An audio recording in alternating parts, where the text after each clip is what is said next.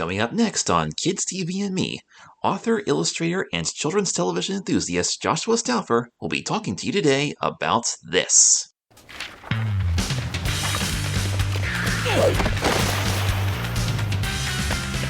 Take some advice from a kid who knows. If you swipe your birth certificate from a clerk at City Hall and make a run for it, security guards are definitely going to chase you. I had no choice. I was righting a whopper of a wrong done unto me by none other than my own parents. Hello everybody, Joshua Stauffer here, back with another episode of Kids TV and Me. It is the fourth and final Saturday of the month, and you know what that means. It is time to analyze another episode of one of my favorite cartoons of all time, Harriet the Spy, the animated series on Apple TV+. Today we're going to be talking about Harriet the Spy Season 1, Episode 5, The Origin of M.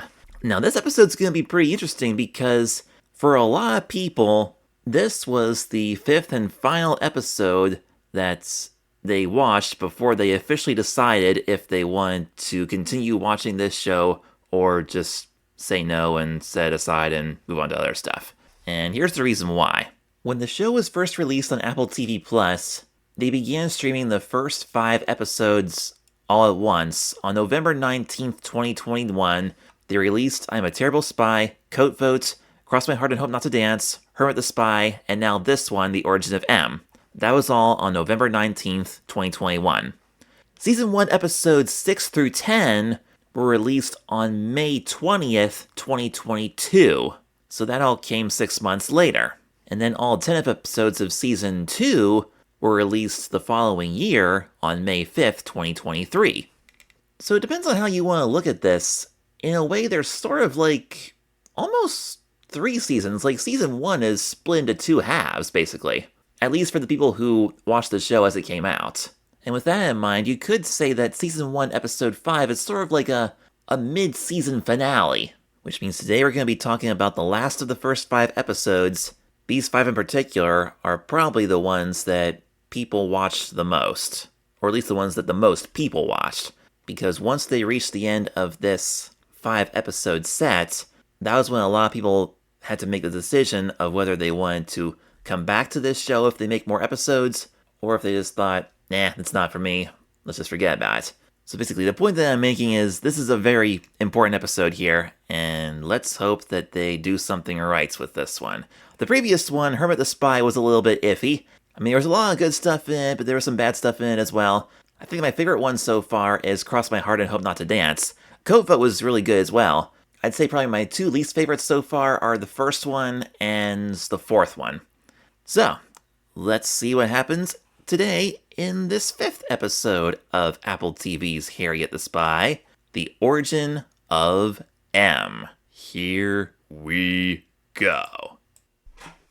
Alright, first thing we see before the intro is some kind of big room with a staircase, and there's kind of a wall in front of it, and coming out from behind the wall there's a bunch of papers flying all over the place.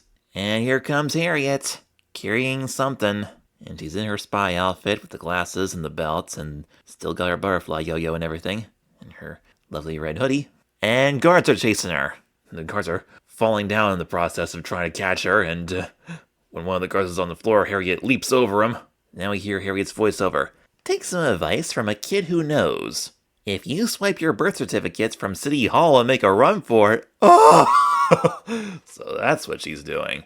Security guards are definitely going to chase you, she says. Yeah, I would think so. And the picture just kind of goes into slow motion, dissolving from one frame to the next of Harriet making a run for it and almost getting caught by this cop. But Harriet says, I had no choice. I was righting a whopper of a wrong done unto me by none other than my own parents. Oh no. What are you mad at your parents about this time, Harriet? You just got into a big debacle with your mom in the previous episode. What could be wrong now? In the final few frames before the intro, we see Harriet's skin closer and closer to us with a scared look on her face and the cop coming up behind her, reaching his hand out and getting ready to grab her hood. And now we got the intro. Hey, I'm looking at this intro now. The part on the subway with the guy in the banana costume, there's a guy sitting right behind him on the seat. Harriet's sitting between this gentleman eating a real banana, and there's this other guy wearing a brown hat. Is that supposed to be Ray Withers? Jim Withers' brother? Interesting little Easter egg there. Like, we solved that mystery in the previous episode, but I never noticed now that that might be him sitting right there. If I'm not mistaken, is that the right shade of brown with the coat and the fedora? Let me go back one episode and take a quick peek. Let's see. Ray's wearing glasses, and his hat is a darker shade of brown than his coat. So a light brown coat, a slightly darker brown hat, and a darker still shade of brown with the pants. And he's got black shoes on. Let's see. Origin of M. You just wanna be, we just wanna be. I am gonna be who I wanna be. Okay. That could very well be him. The only thing that would make it questionable, well, two things actually. Number one, there's a brown stripe on this guy's hat on the subway, and he doesn't have glasses on. So, I don't know, maybe Ray Withers has more than one kind of hat like that. Same pants and same shoes, though, and the jacket looks about right. I also just noticed now that the guy in the banana costume and the guy eating the real banana, they both look very similar. I wonder if they're related. Like, they have almost the same hairstyle and the same glasses and the same shirt and pants, too. The guy in the costume is a bit skinnier, though. This is what is so wonderful about this show. Like, when you go back and look at this stuff again, you notice things you didn't notice before. It's got so many wonderful little hidden details. I love it. Okay, there's Mrs. Plummer's place with the dogs. I don't remember if I pointed this out or not, but I noticed that that building has multiple floors, and Mrs. Plummer, she and two of her dogs are on the second floor, but, what was the nanny's name? Was it Nadine or something? Well, she and two more of Mrs. Plummer's dogs are on the floor above that, so I don't know if that entire building belongs to her, or if those are supposed to be apartments, actually. The way it was presented on the show, it looked like they're supposed to be apartments. But I guess the art crew just wanted to get a little creative with the intro and just puts one of the characters in that household for each window. Like, there's a dog in each one, and there's Mrs. Plummer in one, and Nadine, if that's her name, in the other. I wouldn't consider that accurate, but interesting way of drawing it nonetheless. Now, I also mentioned there's some clever little Easter eggs in the theme song. She says, "No, I won't cut my hair." They mentioned that in the first episode with the haircut thing and the lady trying to cut Harriet's bangs and then Janie's bangs. Fortunately, she didn't, though. And the song says, "I'll wear whatever I like." Episode 2, coat vote. And I like it when I get to be myself. And cross my heart and hope not to dance. Harriet wanted to be herself instead of conforming to the elegant norms of dancing school. And of course, there's Harriet looking into the skylight of Mr. Withers' cat place. We still didn't see that saxophone player yet, walking through the park, though. And there's Harriet hiding behind that big dog. I think she did that in episode 1. Oh, and there's Mrs. Plummer's dogs again, walking along the sidewalk. That billboard there with the M and the A from the Metropolitan Museum of Art is really cool. And being chased by the pigeons, which is kind of a running gag that happened in both episode 1 and episode 2. And there's that night scene with the Empire State Building, and the song says, "I don't wanna be, you don't wanna be, we don't wanna be told what to do." Let's see, episode 4, Harriet the Spy. Harriet certainly didn't want to be told what to do in that one. She was having a really bad day and she just wanted to be alone. Didn't want to be told to skip her TV show or go to Janie and Sport's house for the science project. Didn't really want to be told anything by anybody. She just wanted to be alone. I wonder if we're going to see Harriet on the roof of the Empire State Building looking through one of those binocular things like she does in the intro here. Let's keep our eyes open for that. She's looking through there and it zooms into her apartment. Okay, now we see The Origin of M, written by Haley Mancini. And finally, the front cover of Harriet's notebook with the series title, Harriet the Spy, based on the book by Louise Fitzhugh. So the theme song pretty much covered 4 episodes. Is there going to be some kind of connection to episode 5 now? It would make sense since this is like a 5-episode set for the first half of season 1. So maybe they incorporate the entire song into those first 5 shows. Like have different parts of the song tie into the 5 different storylines. So what could episode 5 have to do with this? Let's begin this episode and find out. Harriet's voiceover says, to understand how I found myself in the clutches of the law, it's best to start here, on a day that's pretty sacred to a writer and a spy. Ooh, this is interesting. So, that cold open wasn't really a prologue like we had in the first 4 episodes. It was sort of like a preview of what might possibly be the climax of this episode. Like, it was sort of their way of saying, today on Harriet the Spy. And then they showed that mad chase at City Hall, so we're going to spend the entire first half of this episode finding out how we get to that situation, huh? Interesting.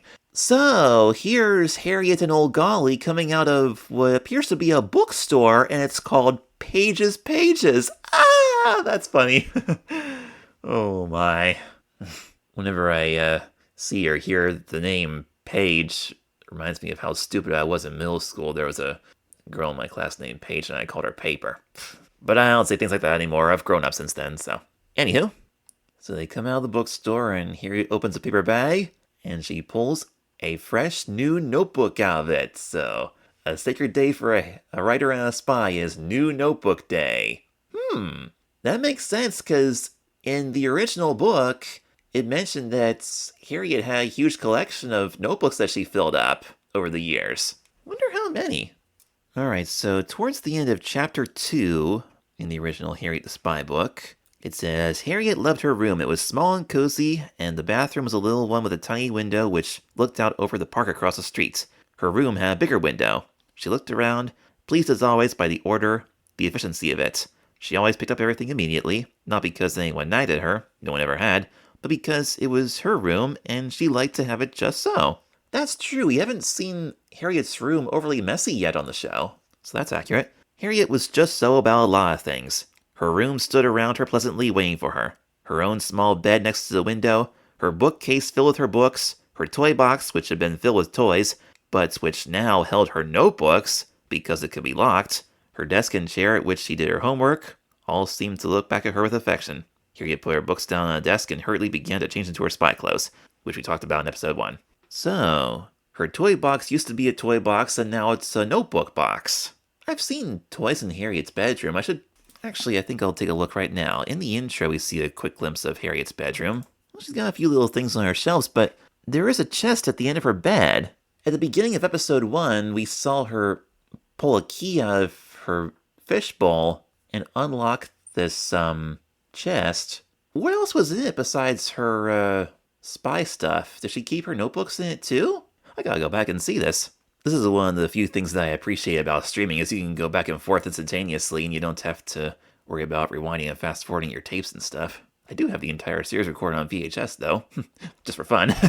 Okay, there's all kind of stuff in Harriet's toy chest, and I see a stack of notebooks there. Okay. I see a pencil in there. That might be a rope, perhaps? There's that collapsible fork thing that Harriet told us about, and there's her butterfly yo-yo. I think it's a flashlight there, magnifying glass, maybe a stopwatch or something.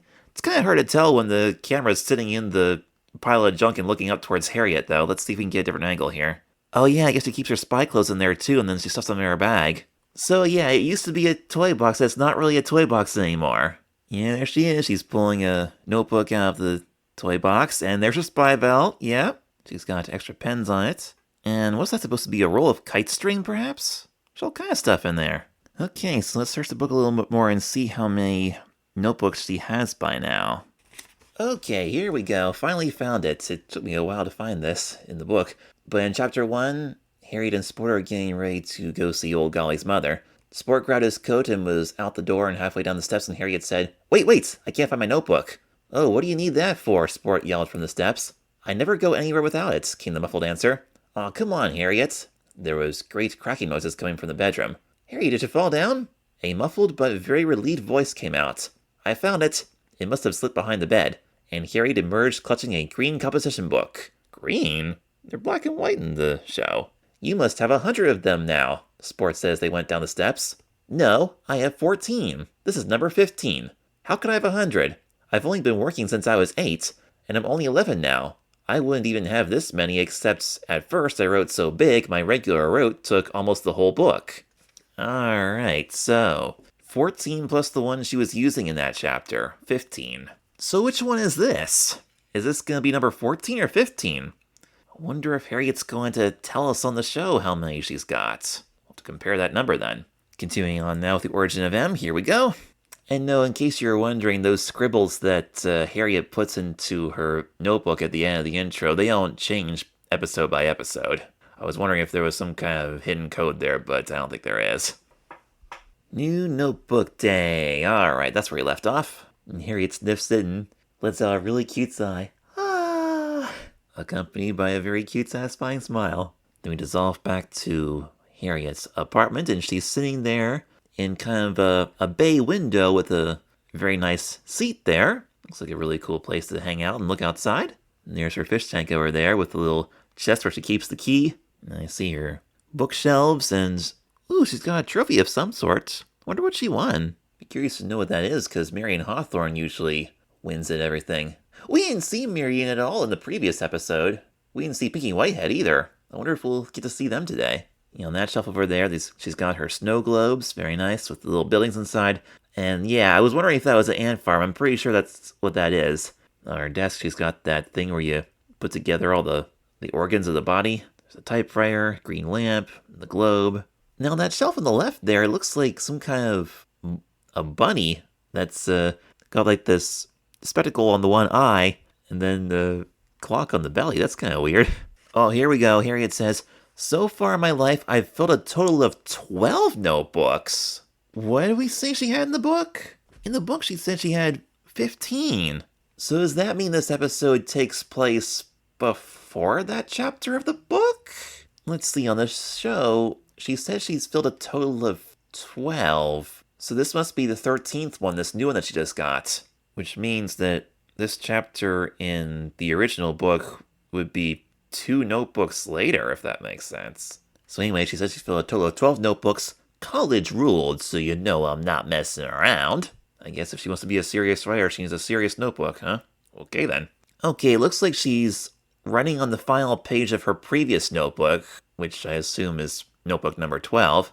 And on the back cover, she's got some scribbles on it, and some kind of notes on a piece of paper taped to it, so we can't see what it says. There's also a smiley face on it and a few stains and some tired corners on the pages. And also, there it is again! That weird S symbol that we saw scratched into one of the desks in Code Vote in the principal's office. Or, no, not the principal's office, but the detention hall. I am shocked that kids were already doing that back in the 60s. I thought that was more of like a 90s thing. 90s or early 2000s, because I do remember seeing the other kids in my class draw that weird shape. It doesn't look exactly how it was usually done, like those 2 lines in the middle are straight when they're supposed to be angled, but it's pretty close. Harry continues. She says she's filled the last notebook in record time. And there's some kind of sticker on it that looks like a thunderstorm, like a gray cloud with a yellow lightning bolt on it.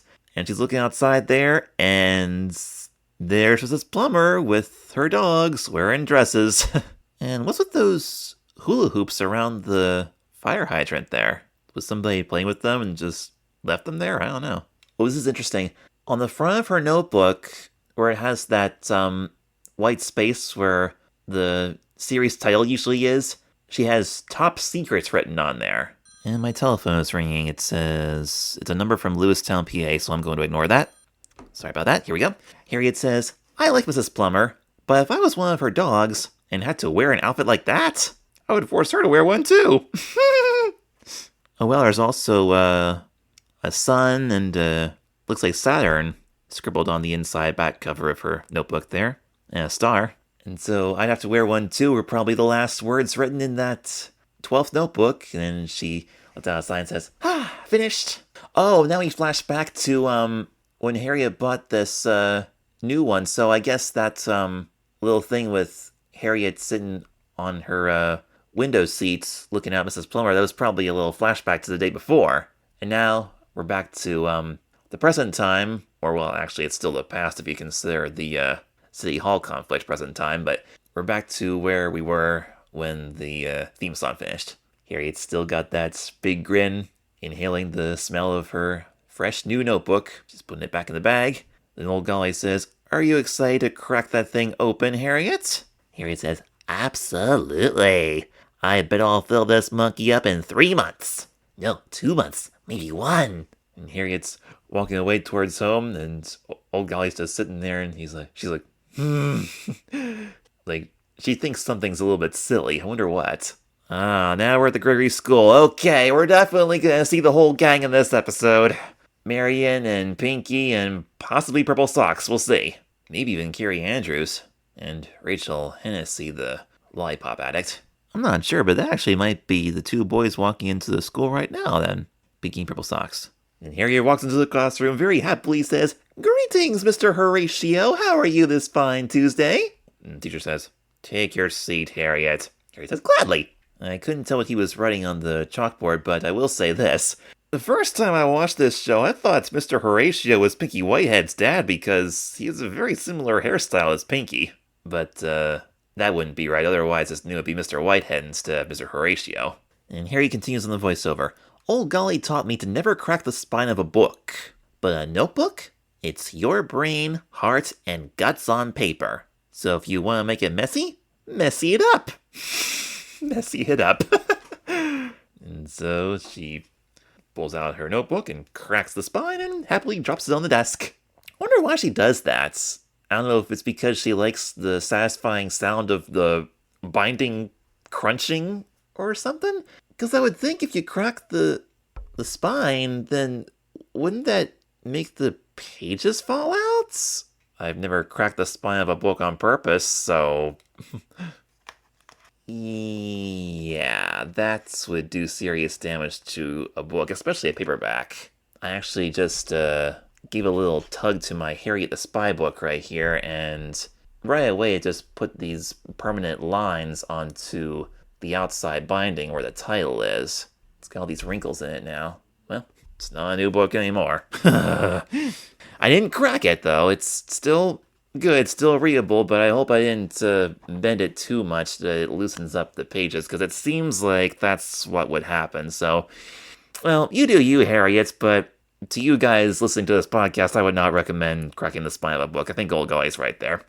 She says, if you want to make it messy it up, except for one part. And she clicks her pen and says, signing your name. And we hear some dramatic, suspenseful music. We see the inside cover has this section that says, this book belongs to, and she's going to write her name now. The coup de grace moment of a new notebook. Coup de grace. On the closed captioning, it's spelled coup de grace. COUPDEGRA with some kind of little symbol on top. CE. I'm going to assume that that's French? Wonder what it means exactly. I'm going to assume it means most important moment. Coup de grace. Coup de grace is a French phrase literally meaning stroke of mercy. It refers to a death blow or decisive finishing act designed to end the suffering of a mortally wounded person or animal, or to decisively conclude a failing endeavor. So I guess it's like the official, all-important finishing touch of making Harriet's notebook her own. A decisive finishing act. And Harriet says, one goof up, and it's messed up forever. And with each little dramatic heartbeat sound, the picture gets closer and closer to the tip of the pen, getting ready to touch the paper. And, oh, okay, what is this?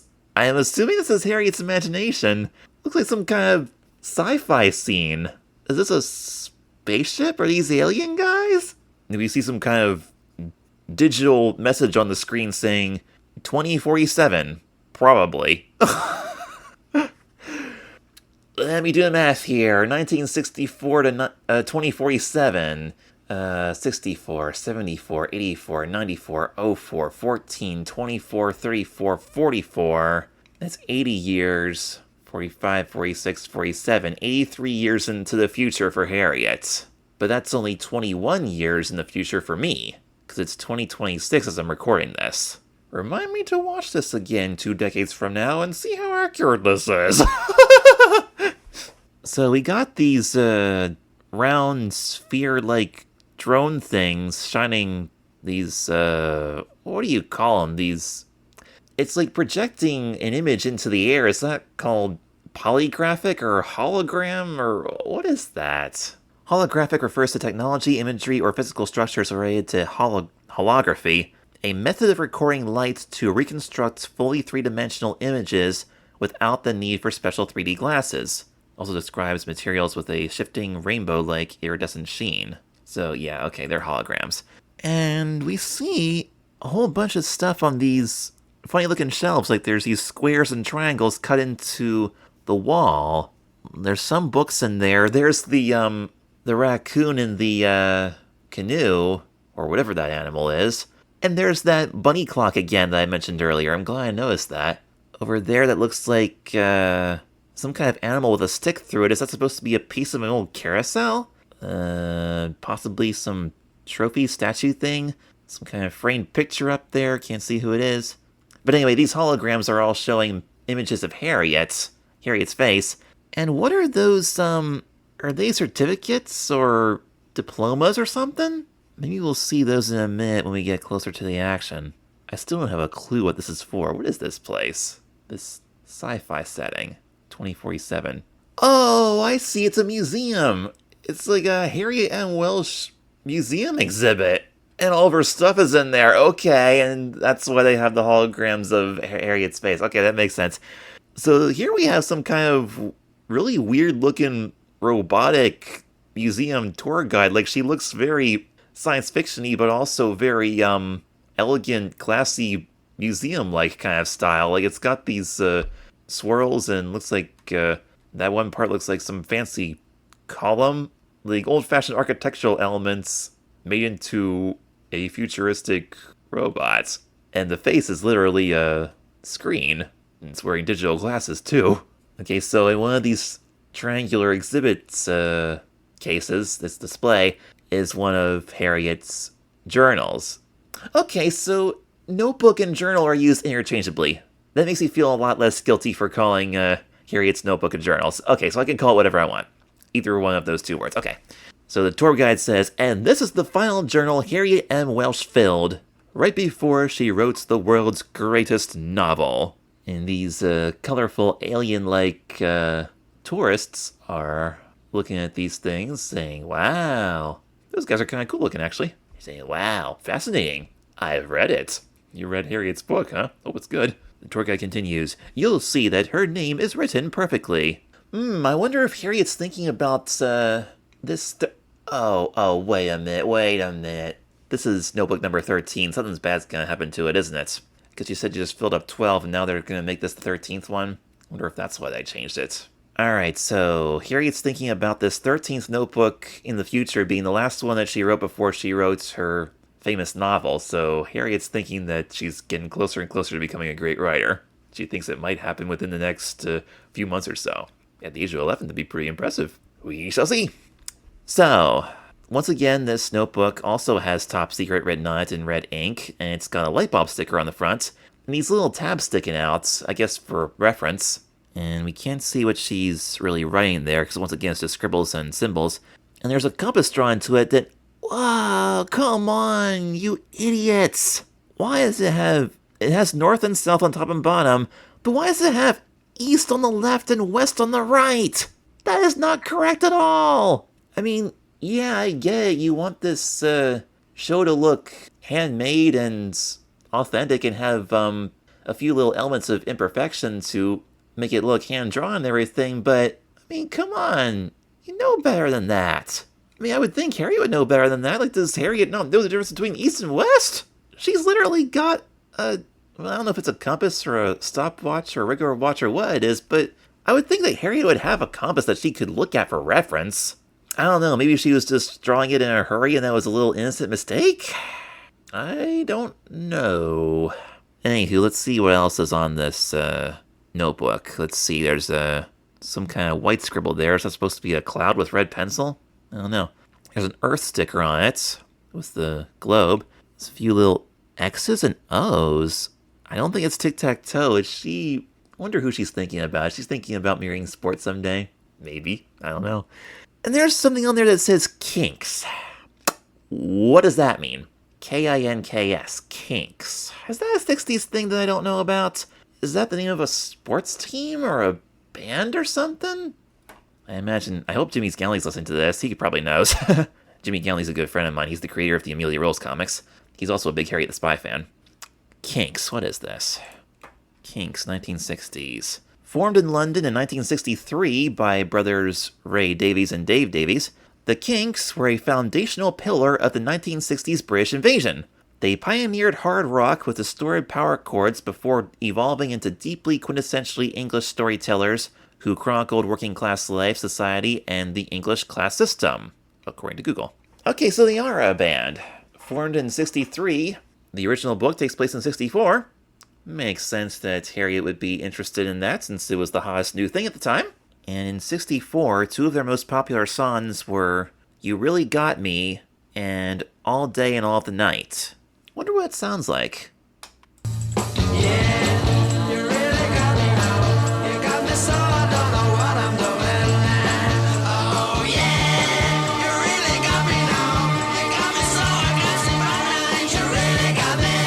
You really got me. You really got me. Girl, I want to be with you all of the time, all day and all of the night. All day and all of the night. All day and all of the night. Okay, so I just listened to those two songs by the Kinks, and interesting. It definitely has kind of, like a Beatles vibe to it. Definitely part of what was considered the British invasion in 60s rock music. Not particularly my favorite genre of music. I'm more of an 80s and 90s guy myself, but, I can totally understand why Harriet would be into that kind of thing. Especially considering the fact that she really enjoyed moving and grooving along with the Get Right Down to the Real Nitty Gritty song that we heard in episode 1. And also they had that Do It song at the end of Cross My Heart and Hope Not to Dance. Continuing now with the origin of M. Let's see. Where were we? Oh yes, I was looking at all these minuscule details in Harriet's notebook inside this alien museum exhibit in her imagination. So now we zoom in to the parts where the inside cover of the notebook says, "This book belongs to Harriet M. Welsh." And the robot tour guide says, "You'll see that her name is written perfectly, indicating, of course, that she would go on to become the world's greatest writer." And then the alien tourists applaud. Tour guide says, "A classmate of Harriet's, Marion Hawthorne." Wow. Marion's notebook has, like, no decorations whatsoever. No scribbles, no nothing. It just looks very clean and perfect. She says, "Marion Hawthorne did not fare as well." And we see the thing where it says this book belongs to, and Marion Hawthorne's signature is not perfectly along the line like Harriet's was. I wonder if that's true. Does Marion actually write her name that sloppily in her journals? Or is Harriet just imagining that? I don't know. But that kind of adds an element to Marion's character if she does in fact do it that way, because she's perfect with everything else, but she does have a few little elements of imperfection. Interesting. And then the case showcasing Marion's journal glows red, going brrr. The tour guide says, "After failing as a writer, she had to settle for being the president?" What? So, I'm confused now.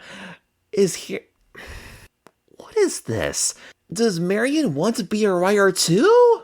I don't think we've ever got any little inklings of that yet in the show. Well, what about the book? Let me see. Wasn't there something about Marion doing something that involved the school paper in the book?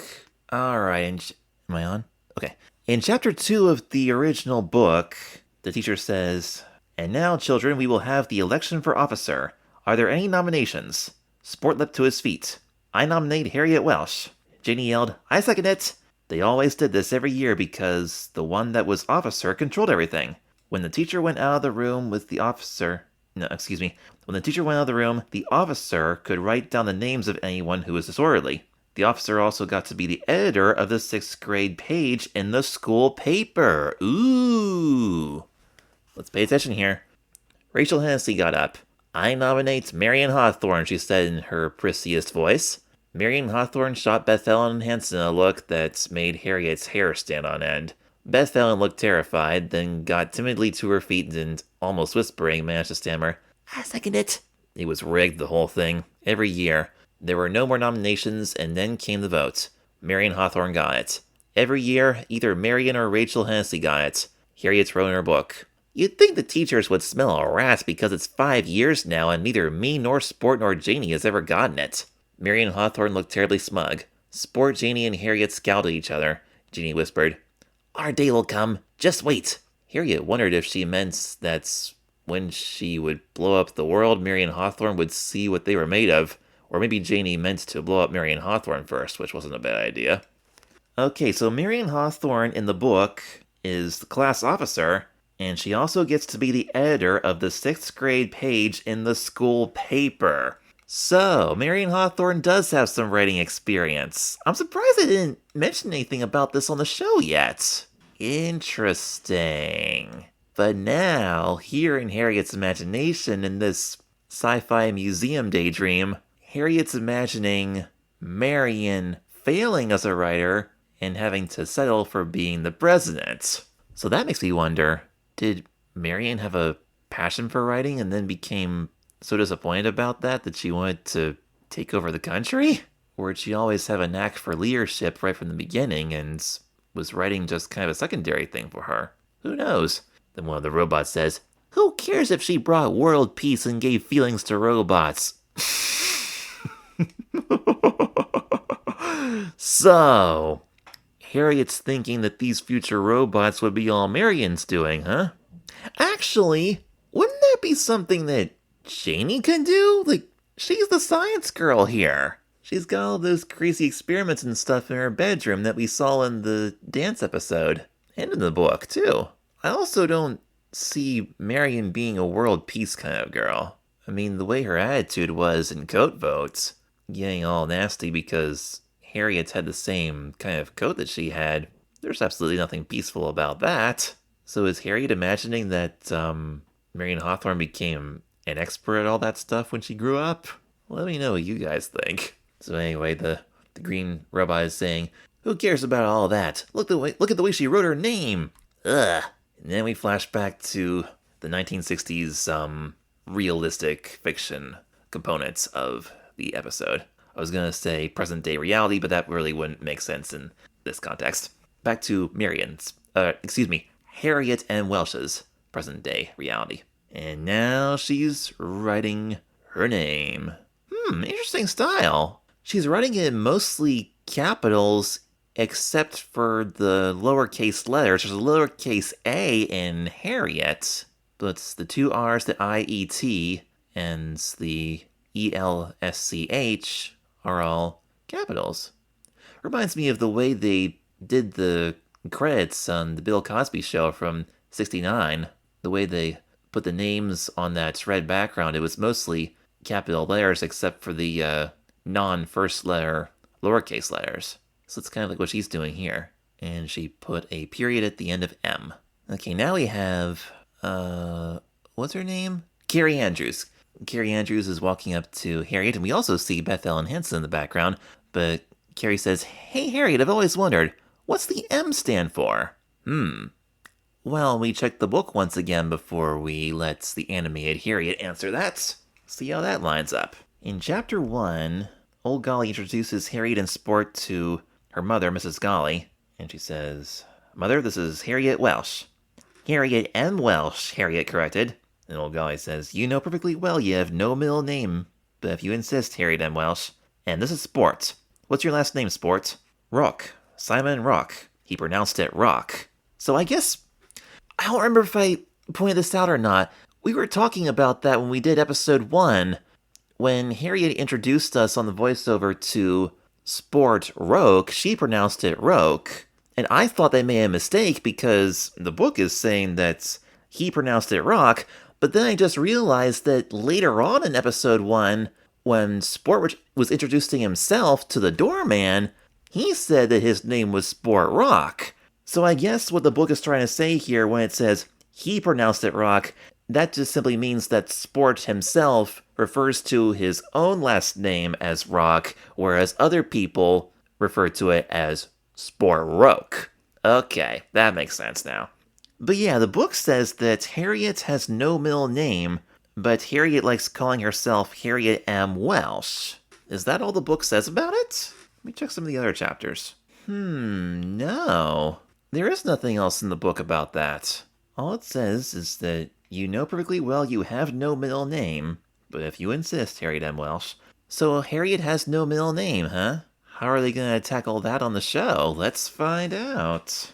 I wonder how many fans of the original book have been wondering about this M thing for the last half century. I bet they got really excited when they saw the title of this episode, The Origin of M. This is really juicy. Let's press play and see what happens. Gary says, what does the M stand for? And Harriet answers, oh, it's just an M. It doesn't stand for anything. Then Beth Ellen off in the distance says, that's a little weird. And then everybody just kind of stares at Harriet. Carrie, Beth Ellen, Marion, Rachel, even Pinky, who says, you don't have a middle name? Harriet says, nope. And whoa, is this the very first time we're hearing Rachel speak? I believe it is. Rachel the Lollipop Girl says, who has a middle initial but no middle name? And Harriet's answer is, Harriet M. Welsh, that's who. But then Marion Hawthorne points out something really shocking. Wait, I thought you used to write it without a period. And Harriet doesn't think so, but Beth Ellen thinks that she did. To which Rachel says, you don't even remember how to write your own name?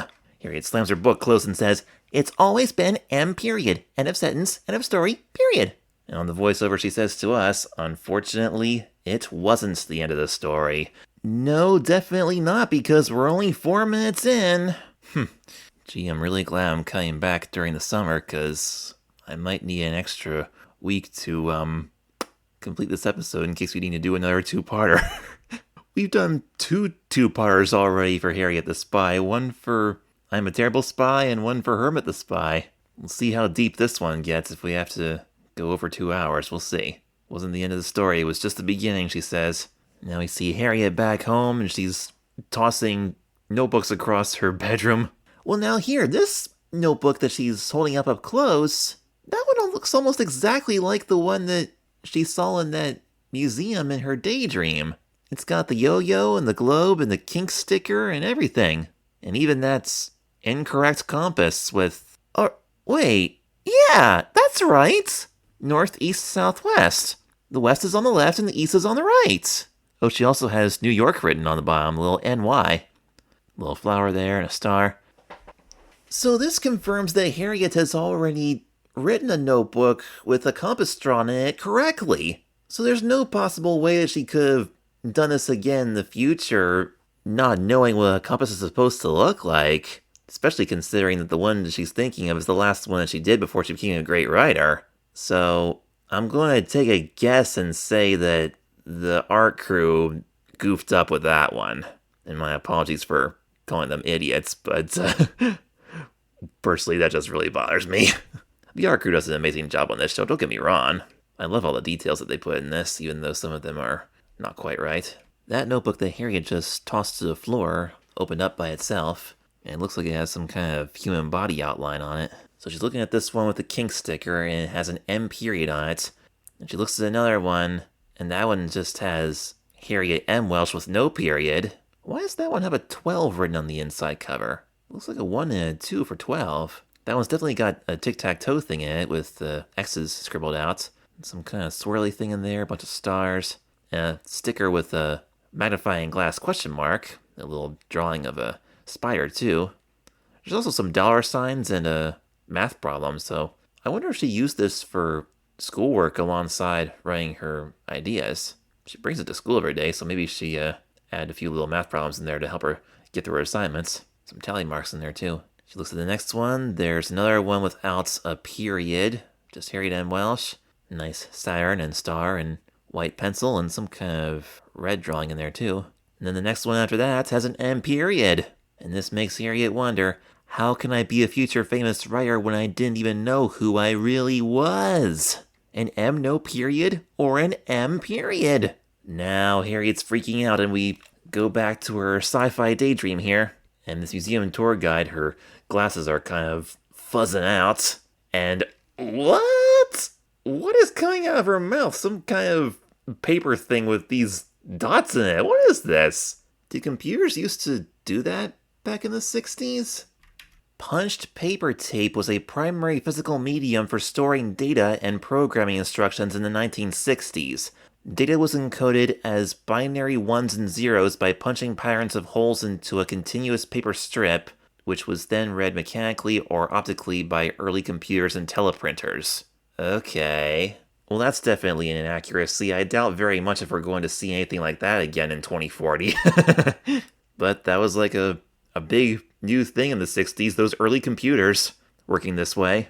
I remember seeing a Charlie Brown comic, a Peanuts comic. It was a Sunday strip, and the first opening panel had this like picture of Charlie Brown's head, and there was this kind of data tape coming out of his mouth. What was the context of that one? I wonder if I can find that. No, I wasn't able to find it. It was one of those symbolic panels that's the beginning of one of Peanuts Sunday strips. And one of the characters, I forget if it was Charlie Brown or Linus or Sally or Lucy or somebody, had this kind of like data tape coming out of his or her mouth. It was really weird. If I ever find it, I'll let you know. So anyway, this stuff is coming out of this robotic tour guide's mouth. Kind of weird that it's coming out of the screen though. And she says, in a startling development, our archaeologists discovered that the famed writer Harriet M. Welsh sometimes wrote her middle initial M, and sometimes M period. Okay, there's that one again with the kinks, and once again it has east and west flipped. And there's one with the kitten on it, a big star. There's another one down at the bottom left with the shooting star sticker. Oh, that was the one with the planets on it in white pencil. There's the one with the magnifying glass too, so they're all here. The guy continues, well, most likely it means that Harriet M. Welsh never truly existed, but rather was a pen name kept by the amazing writer, President Marion Hawthorne. Harriet, you're really freaking out here. Well, it makes sense since Marion Hawthorne's the one who brought up the period versus no period thing, and thanks to her, Harriet is just beginning to suffer from a major identity crisis. But does she really think that Marion Hawthorne could potentially steal her name just because Harriet can't decide if it's period or M period? That seems kind of weird. As the tour guide explains this, one of the holograms showing Harriet's face flickers to Marion. So yeah, Harriet's definitely losing her mind. You better get a grip, girl, because your fantasies are not making sense right now. And so then she runs downstairs to her parents in the living room and holds up two of her books. Oh, come on, you guys. She's holding up the book with a kink sticker, and now Harriet's holding it in front of her parents, and it's got east on the left and west on the right. When less than a minute ago, we saw Harriet rummaging through her books in her bedroom, and that compass was correct there. It has west on the left and east on the right. This is definitely an animation goof, because they got it right when it was up close here, and then we cut to just a few seconds later, like within the same time, like it's that same evening, and Harriet's showing that exact same notebook that's supposed to have the correct compass to her parents, and now it's got the incorrect compass that was in her daydream. Yeah, somebody was not paying attention when they animated this. I'm sorry guys, but that's a big thumbs down for me. So Harriet and I are kind of freaking out about two different things here. I'm freaking out about whether the compass should have east on one side or west on the other, and Harriet's freaking out about whether her last name should be Harriet M or Harriet M period. And she's asking her parents, Mom, Dad, am I Harriet M period Welsh or Harriet M no period Welsh? She says, I need to know now. Her parents answer at the same time, but they got two different answers. Dad says, just M no period, and Mom says, why, M period, of course. And then they look at each other very nervously. And Harriet looks nervous too. Mom says to her husband, it's supposed to be M period because, well... And Dad says, no, it's just M no period. It's a little bit confusing looking at the closed captions on this because we do see a period at the end of M because Dad just said, no, it's just, quotes, M, period, unquotes. But the period is there because that's the end of his sentence. N-O, comma, I-T apostrophe S, J-U-S-T, quotes, M, period, unquotes, N-O-P-E-R-I-O-D, period. That's what the closed caption says, but what he's really saying is, no, it's just M, no period. Now Harriet's really freaking out. She says, how do you two not know? You gave me my name! Mom says, well, it's complicated. Dad says to her, we need to tell her, Carol. Were her parents' names confirmed in the book? No, I'm not seeing a Carol anywhere. Alright, so Harriet's parents have been keeping a secret from her. What is this? Dad lets out a big exhale and says, you see, Harriet, when I was filling out your birth certificate, we didn't want to give you a middle name. And now we see a flashback to when Harry was first born. Oh my goodness! Her parents look about the same there, but this is the hospital scene, by the way. And Mr. Welsh takes off his glasses and puts them on little baby Harriet. Oh my goodness gracious, that's adorable! And that just puts a sweet little smile on baby Harriet's face. She's got a tiny little tuft of blonde hair right at the top there. I wonder if that's why Harriet enjoys wearing her dad's old broken glasses so much. Her dad continues, but then we had a little glitch. There's the certificate, says New York State birth. It says Harriet and W for Welsh. There's the 3 lines going down the middle for the E, but he's having some trouble with his pen. The pen's a little dry, he can't get the ink going. And then we can't see exactly what he's putting on there because the camera's facing up towards his face with the birth certificate being right underneath the view with the pen up close like that. And then he finishes writing it. Dad continues his story. I didn't think anything of it, but apparently they put the little scribble into the system as an M, no period. He gives his wife a serious look, proving that he was right all along. Okay, so long story short, her dad was filling out the birth certificate and put a little scribble between Harriet and Welsh, and the people at City Hall thought the scribble was an M. Interesting.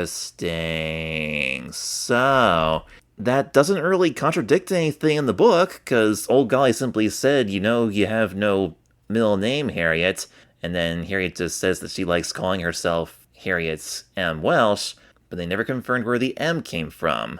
Until now, ladies and gentlemen, boys and girls, the M was a scribble. How big are your eyes now? As big as Harriet's? Probably not. Her eyes are open wide. And then she freaks. So, I'm a scribble! Scribble! Scribble! Scribble! And it echoes. And back to the fancy museum. The green robot says, her middle name was really an M scribble? The blue guy says, it's no wonder she never amounted to much of anything. Tour guide bot says, not like the greatest writer precedent in the history of the known universe. Let me guess, Miss Hawthorne. Yep. Oh, wow.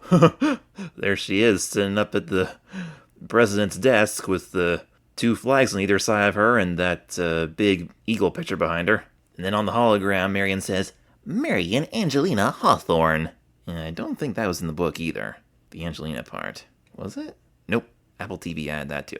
But it works. Wow, that's a very triangular phone that Marion's got on her desk there. Like the thing that the receiver sits on, you know, with the swirly wire. It is a push-button phone, though. Were push-button phones around in the 60s? If they were, they must have just been invented. Because I imagine Harriet could imagine that as a very futuristic thing, because they became more popular in the 70s. Miss Hawthorne's hologram continues. In Greek, Angelina means messenger and angel. Then everybody in the museum starts cheering, hip hip hooray, hip hip hooray, and then all the holograms that had previously shown Harriet's face switch to Marion. We flash back to reality and Harriet says, why didn't you try to fix it? And Mom says, by the time we figured it out, I guess we decided we liked the M, so we kept it. Her dad says, it's really not as bad as you think. Well, Mr. Welsh, you have no idea how bad your daughter thinks it is. Harriet's reply is a little shocking, though. She says, you're right. It's worse. She says, I can't be a writer with a scribble for a middle name. And then she sees Old Golly walking in carrying groceries. She says, Old Golly, what's your middle name? And Old Golly says, Willa, like Willa Cather, the writer. I wonder what Willa wrote. Willa Cather. She wrote My Antonia in 1918, as well as Death Comes for the Archbishop in 1927. Never heard of either of those. And there's no sign of Willa in the book either. So Apple TV's really filling in a lot of blanks with this show. I guess if people are really diehard fans of the original book, they might actually appreciate some of the details in this episode. So old guy's middle name is Willa, huh?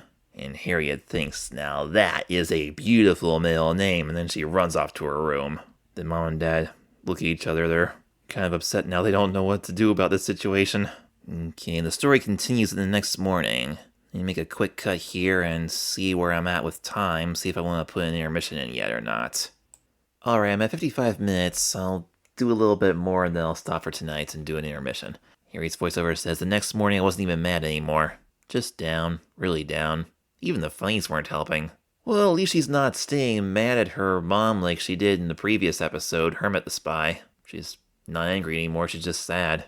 There's a Cheerio just sliding down her spoon that she's holding. Getting ready to fall on the table, I guess. I wonder when in 64 this was. Be interesting to see what the Peanuts gang was up to that week or that month. Yeah, in the early 60s, Peanuts was really starting to take shape as the characters that we know and love today. Sally was around then. She was pretty young. No Woodstock yet. And no Peppermint Patty either. She didn't come until 66. But pretty much everybody else was there. Except Marcy and Franklin, of course. Your dad's having toast and jelly for breakfast, and he says, say, Harriet. But Harriet interrupts and she says, please, call me Scribble. I should start getting used to it. And Mom says, we're sorry, dear. We didn't know it would make you so upset. Their dad says, we want to make it right. And he pulls out a book titled 3,000 Baby Names. And Mom says, we thought you could use an M name for yourself. You could choose an M name for yourself. Then we'll all go right down to City Hall to change it in your records. Ooh. I'll bet that would make Harriet feel better. And Dad says it'll be Harriet M period because now it stands for something Welsh. Harriet doesn't look too excited yet, though. She says as much as I wanted to keep moping, the book was a tempting solution. I guess that piece of cereal is kind of sticky with the milk on it. It's not even falling off the spoon. It was sliding down quite a bit at the beginning of that scene, but it's just staying there. We don't see it fall to the table. I thought it would, though. And the page turns. And now there's Harriet, Sport, and Janie playing foursquare at Carlshreds Park. Cool beans. Harriet says, I needed to consult some top-level experts before I made a move. So apparently Harriet just told Janie and Sport about her situation. They're looking at each other saying, Harriet Scribble Welsh? And then they start laughing. Harriet says, hey, this is serious. I don't even know who I am anymore. Am I still a spy? Do I still like tomato sandwiches? Hang on. She drops the ball and pulls a sandwich out of her bag wrapped in wax paper, opens it up and takes a bite, and she says, okay, that part of me is still good. Oh, Harriet, you and your tomato sandwiches. I was at Panera the other day and I got myself a BLT, but it wasn't on white bread like Harriet likes. It was on sourdough bread instead. I wanted to see what Panera's sourdough like since I don't have to be gluten-free anymore. I don't think. But it just wasn't the same. I agree with Harriet. Those tomato sandwiches are definitely better on white bread, because I did the same thing that I did at Hinkle's a few months back. I moved the tomatoes into one half and the lettuce and bacon into the other. But I think Harriet's right. A tomato sandwich with mayonnaise on white bread is a lot better than a tomato sandwich with mayonnaise on sourdough bread. Not that I have anything against sourdough bread. It was just different, you know? And then Janie says, wait, I'm confused. What's wrong with being a Scribble? She says, I think Harriet Scribble Welsh is pretty great. Really, Janie? Why do you think that is? Harriet thinks Janie's being nuts. She says, Janie, have you ever heard of a writer with a scribble for a middle name? Would you read a book by Louisa Scribble Alcott? Oh, Louisa Alcott. What's her resume look like? I feel like I've heard that name before, but I can't think what she wrote. I'll probably recognize it as soon as I see it, though, in Google here. Louisa May Alcott. So Harriet's jokingly replaced the May with a scribble to prove her point. Louisa May Alcott. Oh, she was the creator of Little Women. Okay. Yeah, the book is very complex. I've never quite read the whole thing or gotten into it, but I've seen two versions of the movie. There was one from, I think, the 60s? No, it was from 49. That was the one that my grandmother taped. My favorite version, though, is the one from 94 with Winona Ryder as Jo. NBC aired that actually in Christmas 97, right after I was born, and Mom taped it that year. It was on our local NBC station, WGAL. I remember seeing that when I got older. I was amazed at the commercials that were on it from the 90s, like watching it in 2008 or 2009. She still had that tape. I still have it now. And also seeing the news people look much younger, because there was a news broadcast on that tape right after the movie. So anyway, here he asks kind of a sarcastic question. Would you read a book by Louisa Scribble Alcott? And Janie says, yes, probably twice. Wow. Janie's really hooked on the whole scribble thing. Well, you use a pen to scribble things. That kind of gives pen name a whole new meaning now, doesn't it? That was just me saying that. I just thought of that now. Oh, that's funny. Harriet's not convinced, though. She continues, My parents want me to pick my own M middle name from this book. She says, should I even bother? And Sport's really wowed by this. You get to pick your own middle name? You should absolutely bother, he says. And Janie adds, all we have to do is just find the M middle name that just screams you. And now we hear some upbeat music starting. And it's a song called The Name Game. It's a song by Shirley Ellis. It came out in 65, which was just 1 year after the original book came out. Hey, wait a minute. I'm looking at Google here. Did they really use that song in the Nickelodeon movie, the 1996 live-action film? Harriet the Spy? With Michelle Trachtenberg? I haven't seen that movie yet. I really should sometime. And maybe try to do a reaction video and compare it to the Apple TV show. That would be fun. But anyway, the Name Game song on the Apple TV show is actually a cover performed by Australian musician Alex Lahey. Lahey. So now Harriet's gonna try all these different M names with this cool song playing in the background. She says, we start off with Melanie. Ooh! That is cool! I love this shot right here with Harriet wearing those cute purple sunglasses. Come on, Harriet, please don't make me fall in love with you more than necessary. I definitely would have picked Melanie with that kind of look. She's trying on new looks along with each of the new names that she's trying. There was a girl in my class named Melanie back when I was in kindergarten. But this was definitely going my top 10 list of, like, my top 10 favorite shots from this entire series. This image right here. I love Harriet in those sunglasses. Especially with that cool-looking face. But unfortunately, Harriet's not digging it. I wonder if it's because she doesn't like the way the glasses go crooked. The glasses that I'm wearing right now, these blue light glasses, are kind of crooked too, because they're manufactured kind of weird. The one side kind of has a little bit more of a curve than the other, which makes the one side kind of dig into my skull a little bit more, so I try to wear them crooked so that it doesn't hurt quite as much. They work pretty good that way, it just looks a little weird. Oh my goodness, the lyrics to this song! Shirley, Shirley, Bo Burley, Bonana, Manna, Fana, Fo Furley, Fee-Fi, Fo Merly, Shirley. This is what Face was singing back in 2001! On Nick Jr. It was a parody of this song. Oh my goodness. Franklin the Turtle was one of my favorite Nick Jr. shows. And like during the first 2 years of the show's run, they always used the same bumper with Face drinking out of this crazy straw that went all around his eyes and everything. Like for every single episode of Franklin and Kipper and a few Blue's Clues, they used that same bumper every single day. Which meant that if there was a Franklin marathon, you would see that same darn thing 10 times in a row. And then finally, like, towards the end of, either the middle or the end of 2001, like, shortly before they got rid of Franklin, so they didn't get to use it very much, but they changed it. They finally made a new Face short for Franklin. Now, for those of you who aren't familiar with late 90s and early 2000s Nick Jr., Face was Nick Jr.'s mascot. It was just, like, a plain single-color background with two eyes and a mouth, and Face would talk to us and make funny faces and do silly things and then tell us which show is coming up next. And in 2001, right before Franklin, Face would say, coming up next is Franklin, Franklin, for Franklin, for Franklin, me, my, Mo Manklin, Franklin.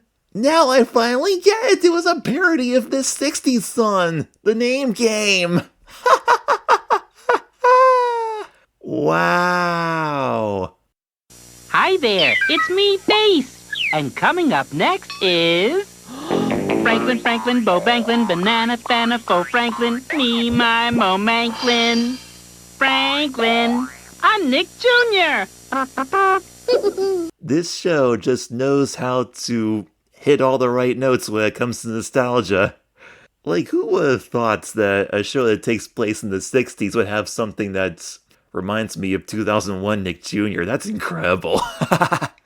Alright, continuing with Harriet the Spy. Harriet's going to try a May, and her May look is some kind of furry striped purple tail that she's wearing, like this big fuzzy scarf that looks like a striped tail, and she's got kind of a very serious, fashionable look, and for whatever reason, she's kind of opening her mouth and sticking out her tongue, like, is this supposed to be some kind of provocative magazine cover model face? I don't know. But she kind of tosses her head back like, oh, this isn't working either.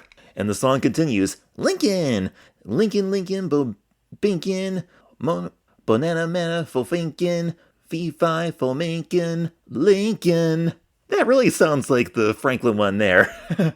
She's trying out the name Margot, wearing a, what do you call it? One of those caps that an artist wears. Is that called a beanie or something? No, a beret. Harriet doesn't like that either. She angrily tosses the beret away. Now Harriet's trying Mordecai, and she's got a pirate getup on. One of those paper hat things that looks like a sailboat, and an eye patch, and a wooden sword. And Jeannie and Spore are just kind of shrugging. And saving the worst for last, a Merlin. Ah! What in the world? It looks like she's got some big blue witch's hat on, but she's got this great big gray beard. And Sport and Jeannie are clapping. They like it? What in the world? Why do you two think that this is a good idea? I mean, Merlin's not really a bad name. Harriet Merlin Welsh. It's not my favorite, but I mean, I would prefer Melanie, but there's nothing really wrong with the name Merlin, but why the witch hat and the beard? I don't get it. And then a bee flies into the beard, and Harriet freaks out and runs away. And then we cut to what appears to be some kind of restaurant or diner or something, and Harriet's leaning on the counter wearing her blue worn-out witch's hat. I assume that's what that's supposed to be, unless it's some kind of troll hat or something. And she just finished some kind of beverage, and she says, "Another egg cream, Darby." Okay, I think we'll pick up here after the intermission, because seeing Harriet drink something and talking for this long is making me pretty thirsty. I'm not going to have an egg cream right now. I actually had an egg cream earlier today, but we'll talk more about that when I come back. After I play my usual disclaimer and contact info, I'm going to share with you the audio from the scene that we just talked about, and we'll pick up from this egg cream scene right here after the break. I'm going to stop for today, but for you guys, it'll just be a minute or two. I will be right back. Kids TV and Me is a fan-made podcast and is not affiliated with any of the programs, production companies, or networks mentioned on the show. My primary goal of this podcast is to shine a spotlight on some of the underrated classics from my childhood, and to help you make informed decisions about your children's screen time. If you are enjoying this podcast, don't forget to leave a rating and a review. And if your podcast provider has a comment section, let me know your thoughts on the topics we've talked about today. To keep the conversation going, you can also leave me a message on Instagram at Joshua Stauffer Creations. And don't forget to check out my Substack page at joshuastauffer1.substack.com, where you can find more information on my other creative works, including my Little Joshua webcomics, and my book, Meet Zoe Richards, which is available in paperback on Amazon. Remember to always pay close attention to what your children are watching, and as always, don't be childish, but stay childlike. Jane, start with Scribble for a middle name? Would you read a book by Louisa Scribble Alcott? Yes, probably twice. My parents want me to pick my own M middle name from this book. Should I even bother? You get to pick your own middle name? You should absolutely bother. All we have to do is find the M name that just screams you. We started off with Melanie, then a May, a Margot,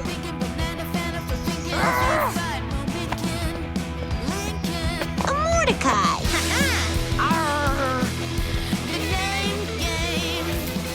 and saving the worst for last, the Merlin.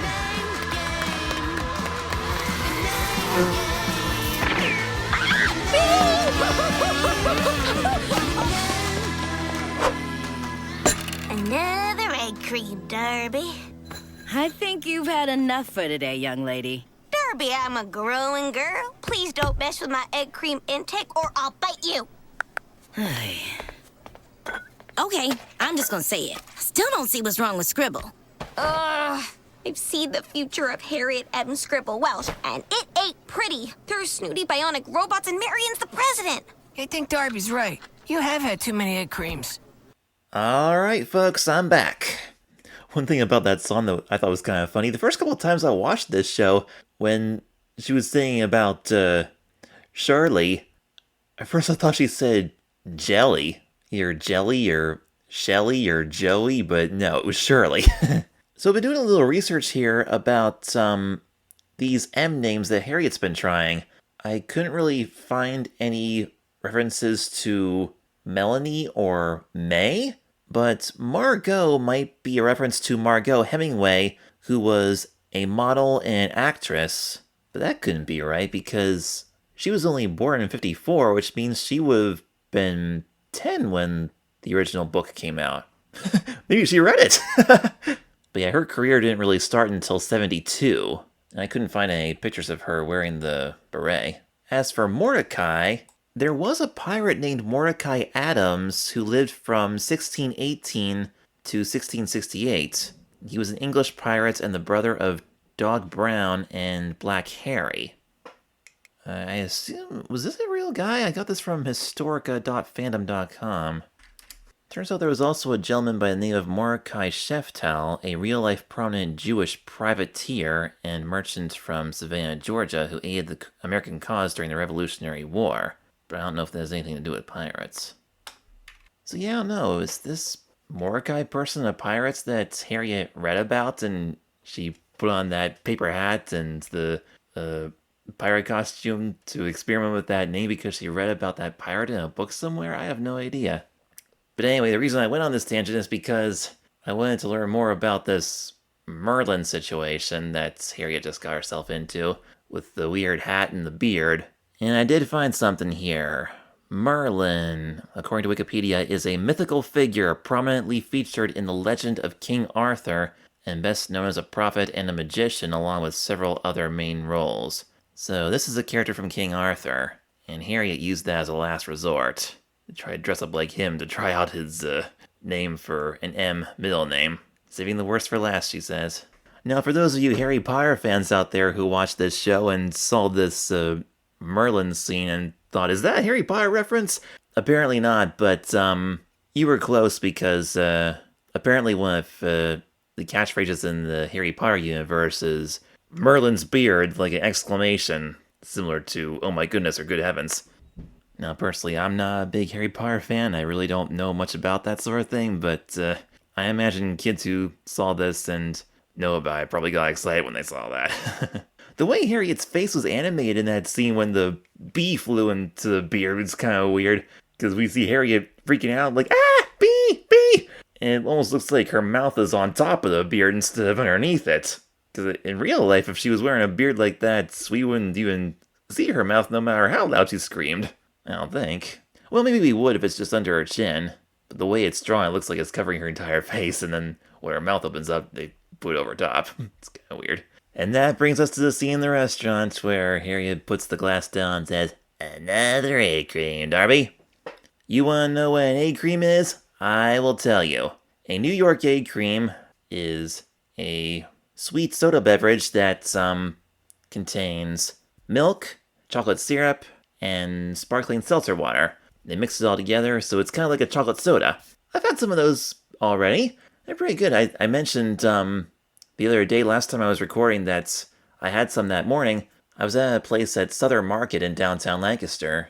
One of the restaurants inside that building had egg creams, and it was pretty good. But I think the best ones in Lancaster County are made at Hinkle's restaurant in Columbia, because they have an old-fashioned ice cream soda fountain there. In fact, that's where I filmed my February video preview for my YouTube channel, where I talked about all the shows that I was going to talk about on this podcast that month. And there were a lot of shows that involved ice cream, so I bought a banana split there and ate it on camera. I also noticed that in that glass, there's a little bit of brown chocolate stuff at the bottom. And there's a straw and a spoon. It's handy to have a spoon for that because the syrup kind of goes down to the bottom. You want to stir it around a little bit to even it out. And then we cut to an angle showing the waitress there who's saying, "I think you've had enough for today, young lady." And wow, there's at least 4 empty glasses sitting there on that counter. Yeah, egg creams actually go down pretty fast, and they're not overly filling, so it wouldn't be that hard to have more than one. 4 would be a little much for me, though. Harriet mentioned egg creams in episode 3, Cross My Heart and Hope Not to Dance. That was right when they were being kicked out of the dancing school, and Harriet was saying to Janie, "Hey, want to get egg creams? I don't have to start my spy route till 4. So that was the first episode where Harriet mentioned egg creams.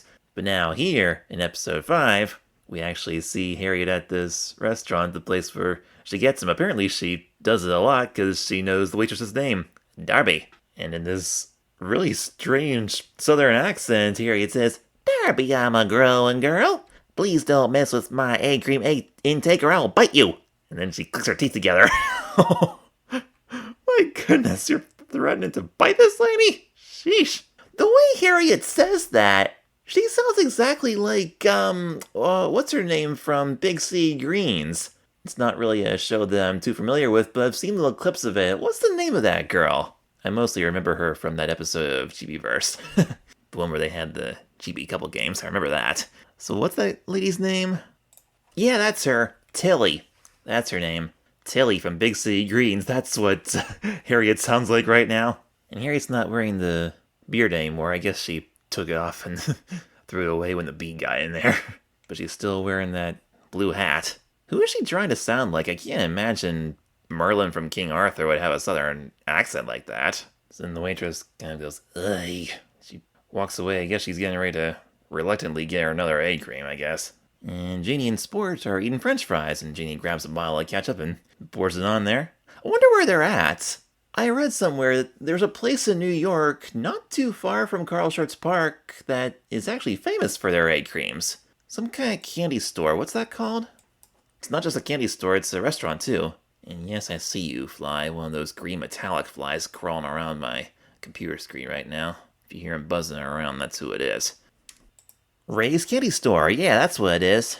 At 113 Avenue A, New York, New York. Although I thought there was another place up on the other Upper East Side. Lexington Candy Shop. That's the one I was thinking of, at 1226 Lexington Avenue, New York, New York. That's a lot closer to Harriet's place. It's on Lexington Avenue at 83rd Street, only 3 blocks from the Metropolitan Museum, and about 5 blocks from Carl Schurz Park. That's definitely a place I want to check out if I ever get in the area. I'll go on a Harriet tour. I'll explore Carl Schurz Park and stop at Lexington Candy for an egg cream. That'll be a lot of fun. I also want to see the Metropolitan Museum someday. So who knows? Maybe that's where they're at. So anyway, as Jeannie's eating her fries, she tells Harriet that she still doesn't think Scribble's all that bad. Harriet says, "I've seen the future of Harriet M. Scribble Welsh, and it ain't pretty. There are snooty bionic robots and Marion's the president!" Jeannie and Sport are looking at her like, "What?" Sport says, "I think Darby's right. You have had too many egg creams." A logical assumption, but the fact is, Harriet's been having these thoughts long before she drank those egg creams, so yeah. But Sport doesn't know that. He thinks that the egg creams have been making her crazy. Harriet thanks her friends for trying to help, but She says, maybe I'm just not cut out to be an M middle name person. You know what? I just thought of something. I wonder if Louise Fitzhugh picked M for Harriet's middle initial simply because M stands for middle. And that's why Harriet called herself Harriet M. Welsh. I don't know. That's a possibility. But that's a little out of context on the Apple TV show. And Sports says, what if you're really not? Like, really not an M middle name person. He says, that scribble that your dad made on the birth certificate, has anyone ever really looked at it? How do we know it really looks like an M? Well, the people at City Hall were pretty convinced that it was an M and they put it in the system. I mean, that's what her parents said. But Harriet is actually liking this revelation. She says, we don't. You're right. It could be a completely different letter. We gotta go check this out. Or actually, no, she doesn't say we. In fact, she confirms it. She says, friends, this is a journey to the deepest reaches of my soul. I gotta go solo. Oh no, here we go. She puts some change down on the counter and leaves the hat there too. And she runs out of the restaurant, runs straight towards us, right towards the camera, and then just kind of disappears as though she's running right through the camera. That's weird. And Jeannie says, if she doesn't want Scribble, I'm taking it. Jeannie Scribble Gibbs. Interesting name for a future scientist. But if she likes it, she likes it. I think you're in luck, Jeannie, because Harriet doesn't seem like she's going to want to have Scribble anytime soon. She wants something else. Oh boy. Me and my attention to detail is trying to ruin things for me again here. I mean, look at this. Those two doors on the right there, I assume those are supposed to be doors to a restroom or something, because that other door on the back wall looks like has a round window and it's going towards the kitchen. That would make sense. If you go through that door and then turn to the left and then come back around to that kitchen area and then come out towards the bar area. But those two doors on the right with the red signs, they look like they're supposed to be restrooms, but that doesn't make any sense because there's a window around that same wall looking out towards the street. The restroom doors should be along that back wall where the door with the round window is. Because we know that those aren't exit doors. Because we saw from that other angle looking towards Janie and Sports that the door is on the other corner there. And Harriet just came running towards us to go out that door. Yeah, I feel so bad for the art crew on this show because they had so many great ideas creating all these backgrounds, but it feels like everything's kind of rushed. Like they didn't think everything through. I mean, if I was on the art crew, I would have paid a lot closer attention to this. But, I mean, hey, they got tons of episodes to make and only so much time to make it. Well, they only did like 5 episodes at a time and they just released them like that. Well, yeah, I don't know what kind of struggles they went through to make this show. I don't know if they released the first 5 because they didn't have 6 through 10 ready yet and they were kind of struggling to get everything done or what. It's a really impressive looking restaurant otherwise, though. Doesn't look exactly like Lexington County Shop Luncheonette, but still nice and vintage. Alright, turn the page, and yep, that's just what I thought. Here we go. She arrived at City Hall, ready for the moment of truth. Okay, now we're back at the beginning, or almost there. But I know darn well what this is leading up to. Oh, by the way, a lot of the pictures in the background of the restaurants look like they're supposed to be Coke bottles just without the logo on it. See it on the clock and everything. Okay, right at City Hall. Actually, let me take a quick peek at the real City Hall in New York City. Is that really what it looks like? Hey, that actually is accurate. They got the windows all in the right spots. They got the thing up top with the clock there and the little statue at the very top. The 4 flags there. Okay, at least they got New York City Hall right. Good job, guys. City Hall, situated between Broadway, Park Row, Center Street, and Chambers Street, with the Tweed Courthouse right behind it. We don't see the courthouse in the show, but that's where it is in real life. Alright, she says, I'm ready for the moment of truth. Ready to see who I really was. Ready to, oh no, stand in line longer than the Mississippi River. Rats and double rats, she says. And so she gets into the back of the line, and there's a mother holding a baby. And the baby kind of coos a little bit with a familiar stock recording that I've heard a bunch of other places, can't think where though. Actually kind of reminds me a little bit of Penny the Penguin from the Koala Brothers. Just the little sound effects that she made. But Harriet is not amused by the baby giggles. She says, this isn't funny, kid. I don't know what my middle name is. But the baby just blows a raspberry at her. Harriet looks over towards the front desk, and there's this redheaded dude behind the desk. Ooh, now she's gonna write in her notebook, which I assume is the one that she just got, this brand new one. She writes, "That clerk looks like a grown-up Pinky Whitehead. Maybe it's a future Pinky, sent back through time to 1964. Confirmation! This show takes place the year the book came out, 1964. I knew it. Bingo. Sent back through time to 64 on a daring mission to make the line go as slowly as possible. Ugh. Oh my.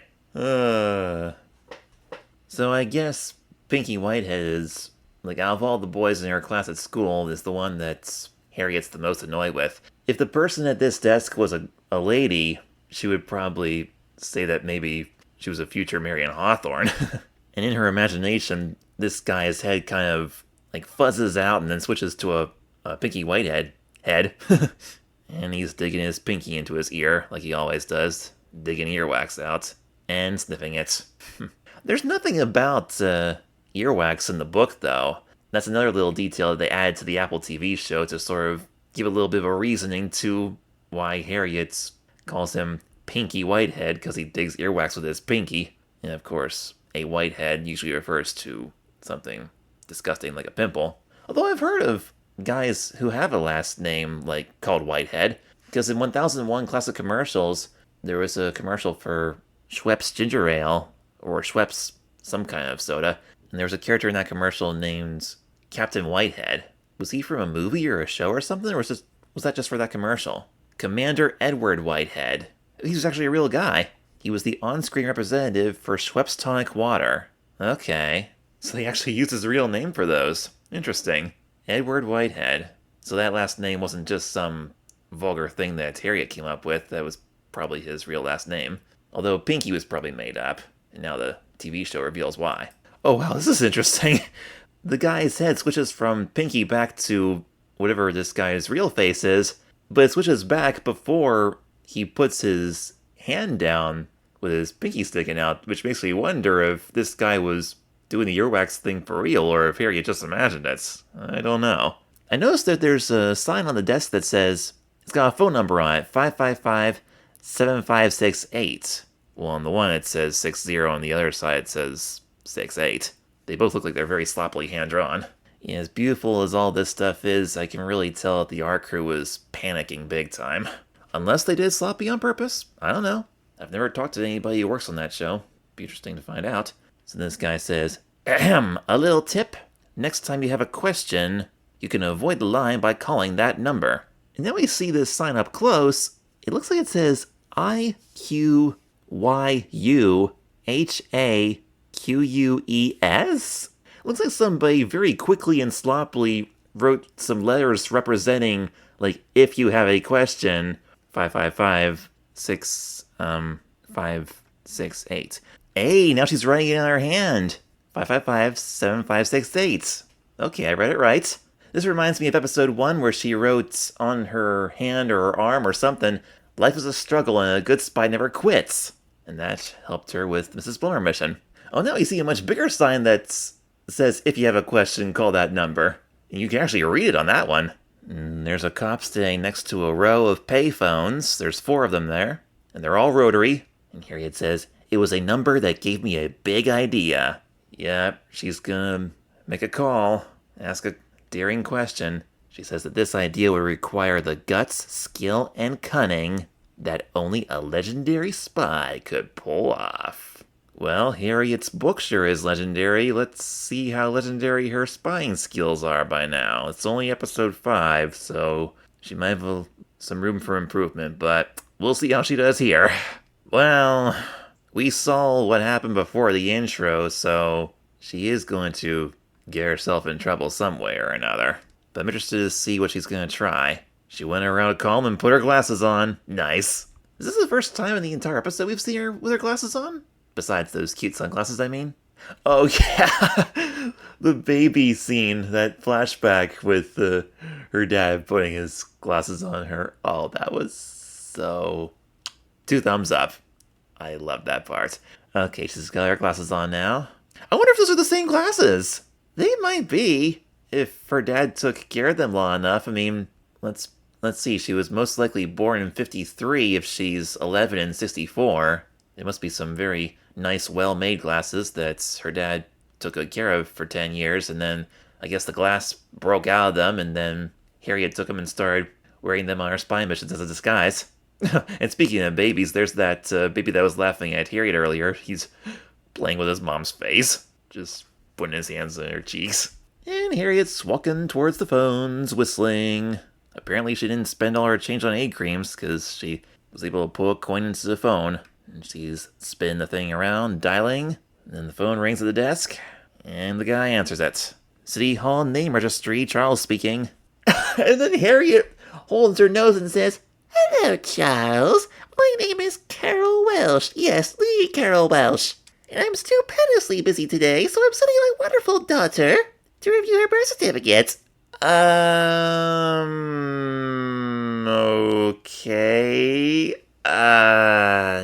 No, I'd hate to say this, Harriet, but as much as I love that voice, it sounds really cute, you actually sound a lot less like your mom than you normally do. I'm just saying. Your mom does not sound anything like that.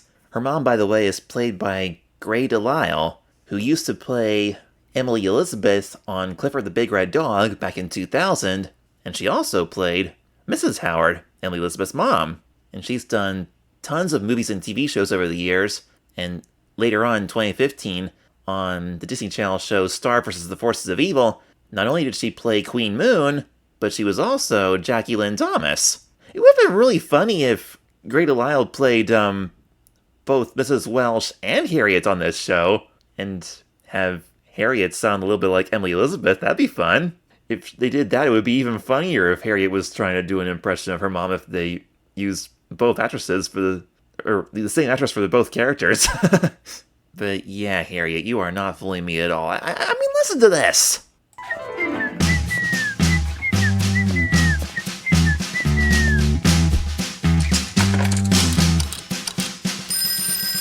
Excuse me for a moment.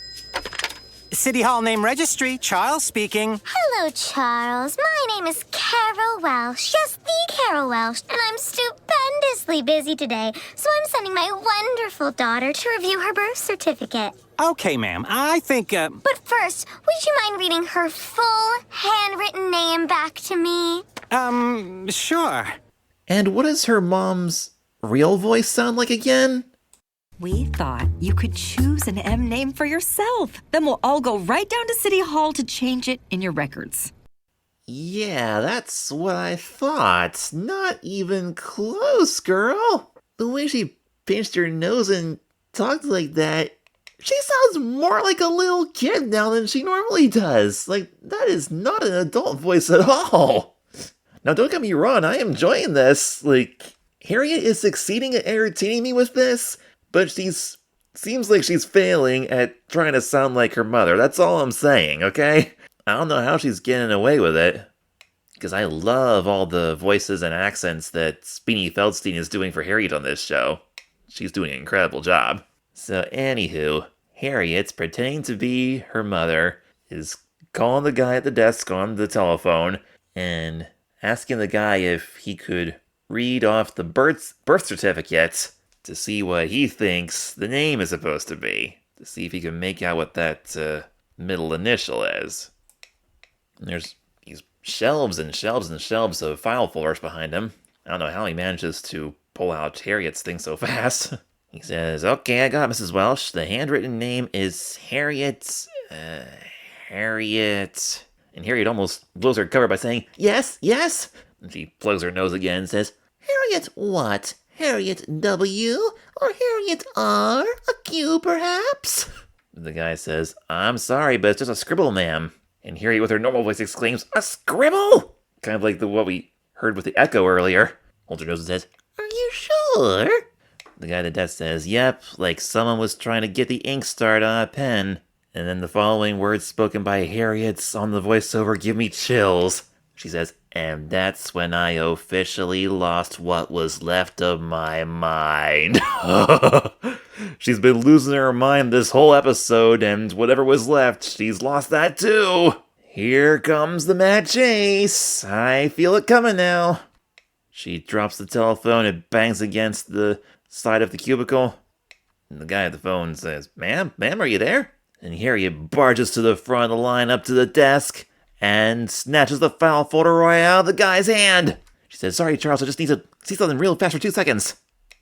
She's looking at it. She says the clerk was right. It was a scribble and nothing but. I mean, it does look a little bit like an M, but it's kind of a strange looking M.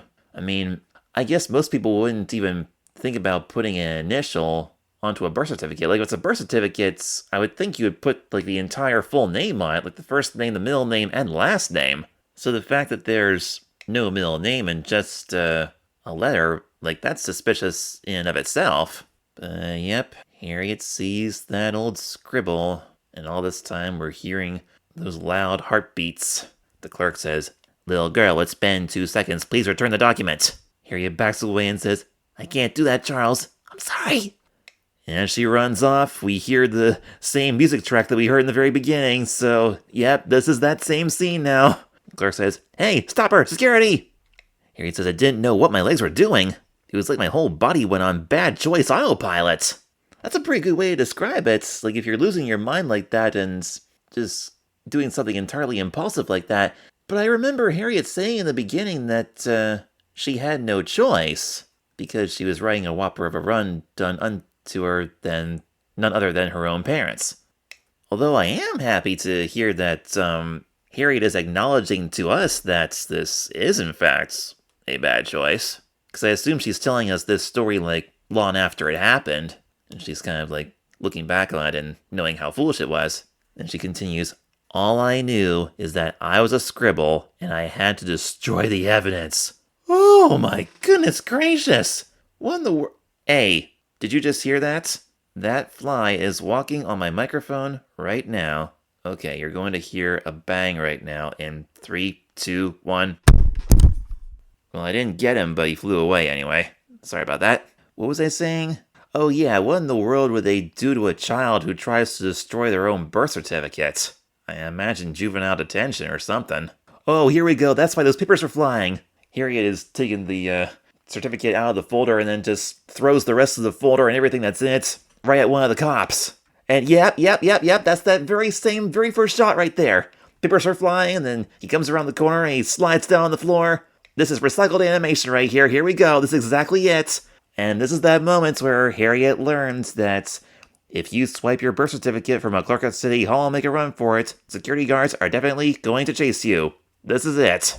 And now this is sort of a sped up version of that part that we saw in the beginning in slow motion, where that cop was almost catching her. And yeah, I have it paused right here. That's the exact same shot. And okay, the cop grabbed her by the shoulder. I thought he grabbed her by the hood, but no, it was the shoulder. Okay. Whoa, interesting transition as the security guard grabs Harriet and stops her. It's sort of like the camera like keeps going, making it look like that Harriet quick zoop goes to the right and kind of pulls that picture with her. And the kind of does a very quick transition, zoop, away from that scene and into this office here, which I assume is a security office. And there's the two cops standing there at the desk and Harriet sitting there. And there's a bunch of keys on the wall and a coffee maker right there. So now we're finally going to see what happens next. We're past the part where it's cut to the intro.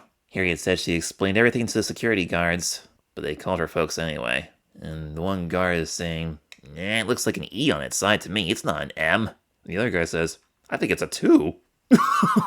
Really? Let me take another look at that. Yeah, I do see a 2 in there. Actually, now that I'm looking at it closer, it looks like it says ran. Like an R, an A, and an N. And the A kind of looks a little bit like a 2. When you put it all together, it kind of makes that weird M shape. But that one guy is right. That reminds me of a scene from the Charlie Brown and Snoopy show where Sally was practicing her threes. She said, did you know you can't trust threes? They like to lay on this side and pretend that they're M's or N's. Then they like to lay on this side and pretend they're E's. And they lay on this side and pretend they're W's. So it makes perfect sense that the guy thought that this M was an E. If he'd turn around 2 more times, he would see a 3E and a W. Then the door opens, and here comes Mr. and Mrs. Welsh and old Golly behind them. Mom says, "We are so sorry, so sorry." And then they're getting ready to confront their daughter. Mom begins, "Harriet M," but she catches herself. "Harriet Welsh, what in the world have you done?" And there's a long silence. Harriet's eyes fill with tears. And then she starts to cry. She says, "I'm sorry, I didn't want to be a Scribble. I tried to be a Megan and a Melanie and even a Merlin. What a mistake. But nothing felt right, and I'm not sure who I am anymore." And as Harriet cries, the voiceover continues, "I had gone from Harriet M. Welsh to Harriet Scribble Welsh to Harriet Criminal Welsh. Yup. To Harriet Blubbering Mess of Goo Welsh. Wow. Now Mom and Dad are hugging her. I mean, at least they're not mad at the moment. They're saying, "Oh, Harriet, we're so sorry." Is this the first time we've ever seen Harriet cry on this show? I think it might be. She does have some pretty intense emotional moments in this series. I'm kind of at a loss for words right now. I don't know what else to say about that, so let's just continue. Old Guy says, "Mr. and Mrs. Welsh, I got this, if I may." And she says to the girl, "Harriet Scribble Doodle Chicken Scratch Welsh. If you're free, I'd like you to come with me." Alright, so we're now an hour and 41 minutes into the podcast, and we're 15 and a half minutes through the show. There's about 8 minutes left in this story. We'll see if we can get through this. Even if we do go over 2 hours, I think I'm going to try to do this all in one shot and maybe do a 2.5 hour episode of Kids TV and Me. We'll see. Hopefully, Substack will be able to handle a file that big. If not, I'm going to insert some kind of to be continued thing in the middle and just chop it in half. So you'll get 2 parts. Alright, so next scene, we're on the subway now. Harriet and old Golly. And I see an orange symbol there on the wall. Looks like this is the F train. So they left City Hall. Does City Hall subway station have a stop for the F train? Let's see. No, the F train does not serve City Hall. It goes from Coney Island at the bottom of Brooklyn up into Manhattan and then up and around to 179th Street in Jamaica, Queens. So it's possible that they might have gone on at City Hall and then transferred to the F line somewhere else. Very cool looking subway car. Even though they're not legible, you can see all the little advertisements up along the ceiling there. Now this subway car is not as insanely graffiti covered as subway trains often were in the 80s in New York. The windows do look a little dirty though. You can especially tell when the lights flash past going through the tunnels. Anyway, Harriet's tapping her fingers very nervously because she doesn't have any idea where they're going. She says, "Where are we going? Jail? Is it jail?" Old Golly says, "I'm taking you somewhere to show you something." Harriet says, "That still could be jail." And, whoa, wait a minute now. Old Golly just moved her head and I see another sign behind her. There's an E symbol on there? There was an orange F symbol and a blue E symbol. So, which stinking train is this? Do they use the same, vehicle for the same line interchangeably and just have it go different routes, different times of day? How does that work? Well, they got the color right. The F is orange and the E is blue. The E train currently runs from the World Trade Center in Manhattan to the Jamaica Center in Queens. So which trains do stop at City Hall Station?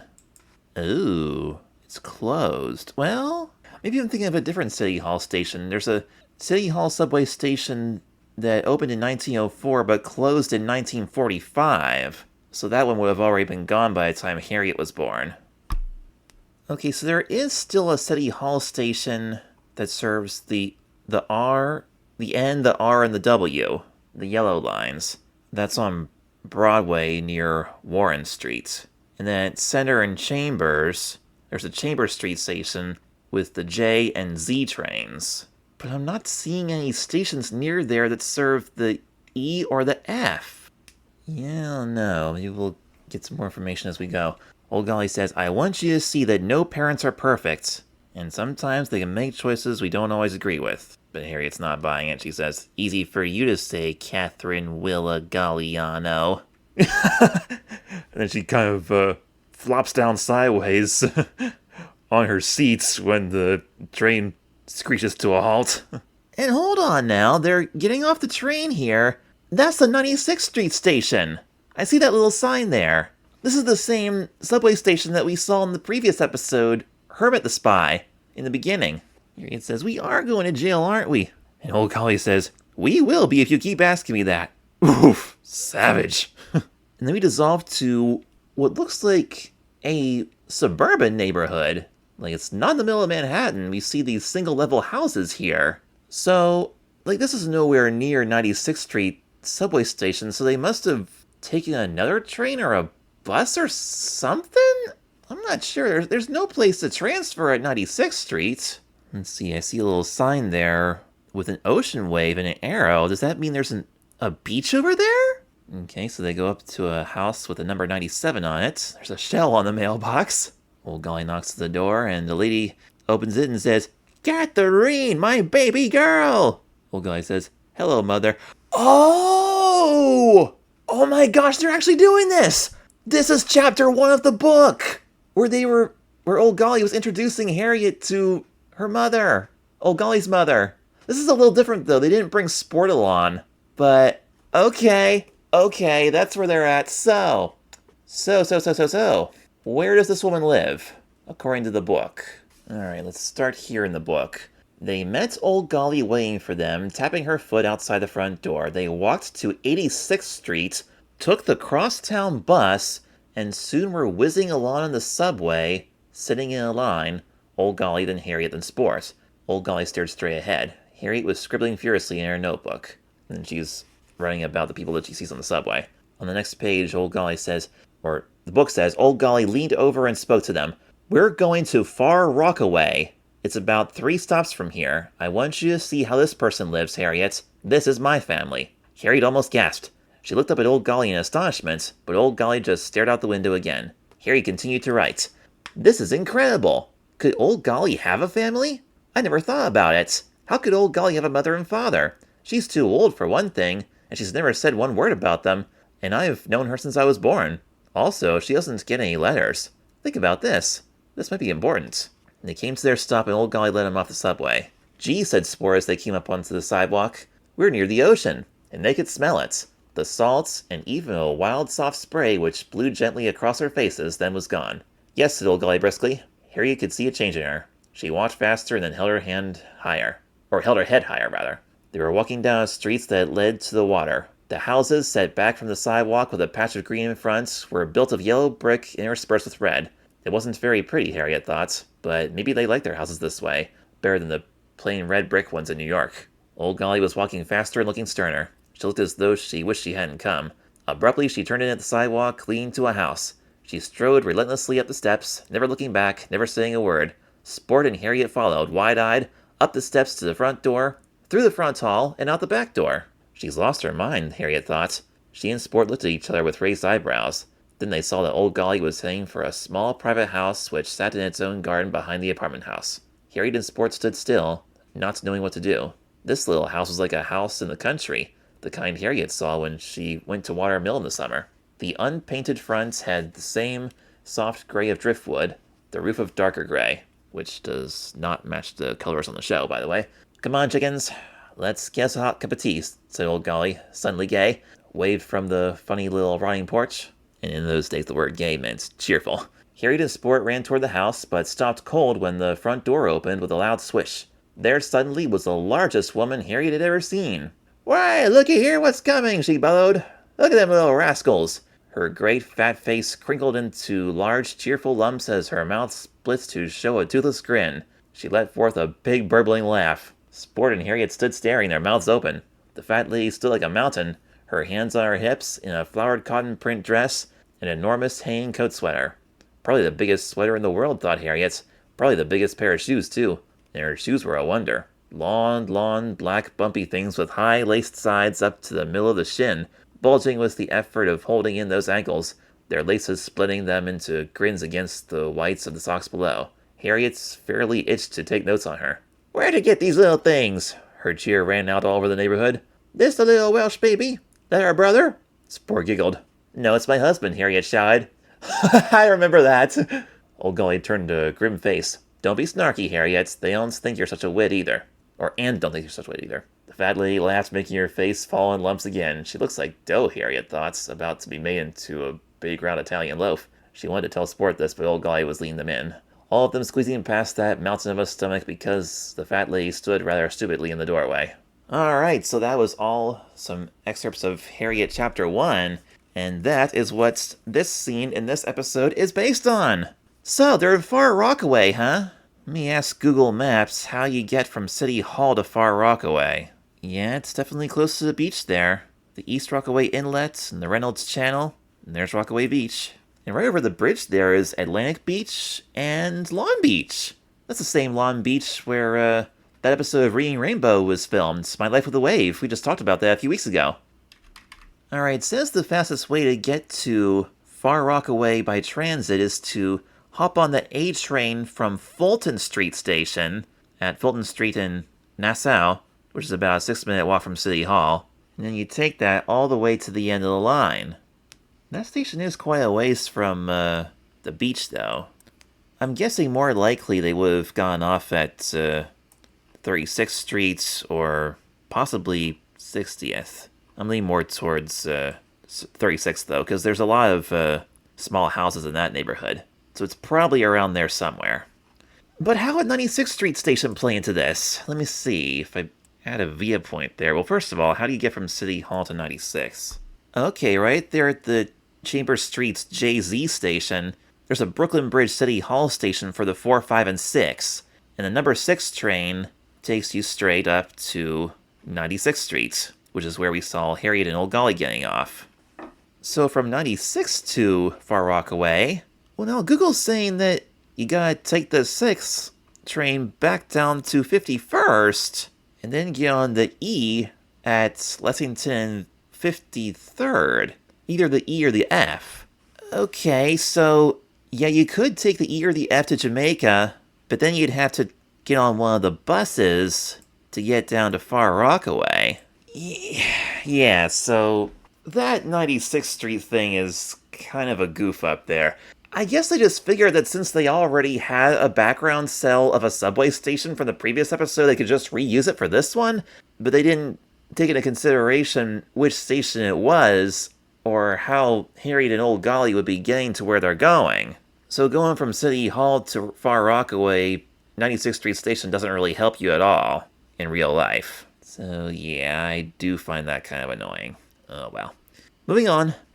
Alright, so they arrived at Mrs. Golly's house, and she's hugging her daughter Catherine, and yes, this lady is pretty big. Old Golly says, "Hello, Mother," and Harriet is shocked. Mother? So yeah, this is kind of like a retake of that story, because once again, Harriet was surprised that Old Golly had a mother, and here on Apple TV, this is also Harriet's first time meeting this woman, but this time it's without Sport. And of course in the book, this visit had nothing to do with Harriet trying to do something about her middle name. Then we swipe to inside the house. Okay, so they didn't show that weird scene of them trying to get around the lady standing in the doorway. And there's a lot of beach decor in here. There's a picture with a lighthouse, there's a fish on the wall, there's a starfish on the shelf over there. And of course we saw that shell outside. And there's some shells on the table there too. Mrs. Golly says, "Oh, I never get visitors. Come in, come in." They already are in. Then she quick grabs Harriet by the hand and drags her over to the couch and says, "Sit, sit." "Make yourself comfortable." And puts pillows behind Harriet's back. And quick hands her a mug of hot chocolate with marshmallows in it. And sets a plate of cannolis on the table in front of her. I know that's what they are because they mentioned the name of that food later. I wouldn't have been able to guess that the first time around, but I know that's what it is. Spoiler alert. Mrs. Golly says, "Catherine, I can't believe I'm finally meeting Harriet. Little Harriet in her precious little outfits." She thinks her spy clothes are a precious little outfit. The glasses and the red hoodie and the jeans and everything. Oh my goodness. I'm glad I'm not the only one who thinks she's cute in that outfit. Mr. Dubois sure didn't think so. But this woman does. And Harriet says, "I felt like a precious little amoeba under a microscope." Oh my. Yeah. The way this woman's looking at her is a little bit creepy. Well, I mean, if Harriet knew how deeply I'm analyzing her TV show, she might feel that way about me too. Who knows? I mean, it's not just Harriet personally that I'm analyzing, it's all the work that went into this show and all the people that made it. And Harriet's imagining herself as this big green blob with the face and glasses on under a microscope. This reminds me of something the preacher said in the movie Because of Winn-Dixie. He said that Opal's mother hated being a preacher's wife because she made it feel like a bug under a microscope. This made me think of that. Mrs. Gully pokes her finger right through Harriet's glasses, right up to her cheeks underneath her eyes, and says, "How come your cute little glasses don't have lenses?" Watch episode 1 and you'll find out, woman. But Harriet tells her, "These are just for spying." "Of course they are. Adorable. Look at those cheeks. Come on." Okay, I do agree that this is getting a little bit, excessive here with all this attention to how cute Harriet is, but... Oh my goodness, this is amazing. I'm just so happy that somebody agrees with me on how adorable Harriet is. Now, let me make one thing clear. If I was meeting Harriet in person, I would definitely keep my hands to myself, aside from just a friendly little handshake or something, but... if Harriet the Spy had a toy line and they had, like plushies and stuff, I would buy a plush doll of Harriet and cuddle that thing to death because she's so cute. Oh, boy, I'm losing my mind here. Let's keep going. "Mother, please stop doting on her." Okay, I will too. Old Guy's mother says, "I never get to pamper anyone now. You don't live at home." And Harriet's kind of enjoying this too. She's laughing, writing in her notebook, "Seeing old Golly with her mom is like seeing a teacher outside of school. It shakes your world like a maraca." But Mrs. Golly is not quite as thrilled with old Golly's appearance. She says, "Catherine, that jacket is too thin. You could freeze to death. Get yourself a sweater from my room." Old Golly says, "Mother, it's fall in New York, not winter in the Yukon." Her mother pats her cheek and old Golly says, "Okay. Okay, I guess the room is not upstairs, because Golly's mother was pointing straight down the hall, not up towards upstairs. I was wondering why old Golly wasn't going upstairs but going the other way, but that's why. Now Harriet's looking at all the pictures of the wall of old Golly through the years. There's one of old Golly graduating and Mom hugging her. There's baby old Golly with cute little hair there. Wow, she had a lot of hair when she was a baby. There's I'm guessing old Golly when she was about Harriet's age, and she's holding all those books. This younger version of old Golly, those pictures there, the way they're drawn, it almost reminds me of the cartoon version of Rosie O'Donnell, which is very uncanny because old Golly was actually played by Rosie O'Donnell in the Nickelodeon movie Harriet the Spy. One of these days we'll watch that. Alright, Golly's mother just confirmed their location. "So, Harriet, what brings you to Far Rockaway today?" Yep, that's where they are. Even though the animators didn't have a clue on how to get there. Harriet says, "All I know is that I'm on the wrong side of the law, and old Golly wanted to show me something. But I don't know how someone with a scribble for a middle name is supposed to feel better getting advice from someone with a cool middle name like Willa, so I don't think it's gonna work." Oh, by the way, I didn't mention that old Golly's mother has a pencil in her hair. Probably using it to hold her bun together or something. Okay, to prevent confusion, I'm going to call old Golly's mother Mrs. Galliano because... Just say it now. You okay, Mrs. Galliano? Oh, Galliano! That's short for Golly. That's where the name comes from. Okay. Galliano. Galliano. I wonder if that's in the book. Or if Apple TV filled in that detail. No, they didn't mention anything about Galliano in the book, at least not in Chapter 1. They just call old Golly's mother Mrs. Golly. But on Apple TV, it's Mrs. Galliano. And like I mentioned before, the book doesn't say anything about Willa either. But later on in the book, in Chapter 6, it is confirmed that old Golly's first name is Catherine. In Chapter 6 it says, well, first Mr. Waldenstein says, "No, I never take anything. Thank you very much, though, Catherine." After old Golly offers him a drink. Old Golly seemed pleased with this answer. Harriet stopped looking at the ceiling and looked at old Golly. I wonder, she thought, why that fat old Mrs. Golly named her Catherine. I've never thought about her being named Catherine, or about her being a little girl and going to school and being called Catherine. I wonder what she looked like as a little girl. Even though Harriet tried her best, she couldn't for the life of her imagine that big nose on a little girl. Alright, so according to the book, we do know that her name is in fact Catherine Golly, but in Apple TV they expand it to Catherine Willa Galliano. And Mrs. Galliano is old Golly's mother. Oh boy, we just about reached the 2-hour mark here, but we only got 5 more minutes left in this show, so I don't think I'm gonna mess around with 2 parts this time. I'm gonna try to do it all in one go. Mrs. Galliano is giving Harriet a weird look now. This is where Harriet says, "You okay, Mrs. Galliano?" And the big lady says, "Willa? Willa?" Ooh, this has something to do with old Golly's middle name, doesn't it? Apparently so, because she's very sternly saying now, "Catherine Galliano, you getting here, assistant?" And here comes old Golly carrying a sweater. Oh, and now we got another look at those pictures on the wall. There's Mrs. Galliano holding little baby Catherine there. Ooh, and there she is standing in front of the Statue of Liberty. That's cool. Catherine's mother says, "You're not still going by that ridiculous made-up middle name, are you?" Made-up middle name? Now, Golly's giving Harriet kind of a mad look, and she says, "I'm sorry, I didn't know." And Catherine's mother says, "Your middle name is not Willa, it's Myrtle. The name of your great aunt, it's family, you should know better," she says. So old Golly had a great aunt named Myrtle. And it turns out that the two of them have been fighting over this since Catherine was a child. She doesn't like Myrtle, it doesn't suit her, she says. Her mom asks if old Golly wants to see her birth certificate. Oh yeah, I see Harriet closing her eyes right there.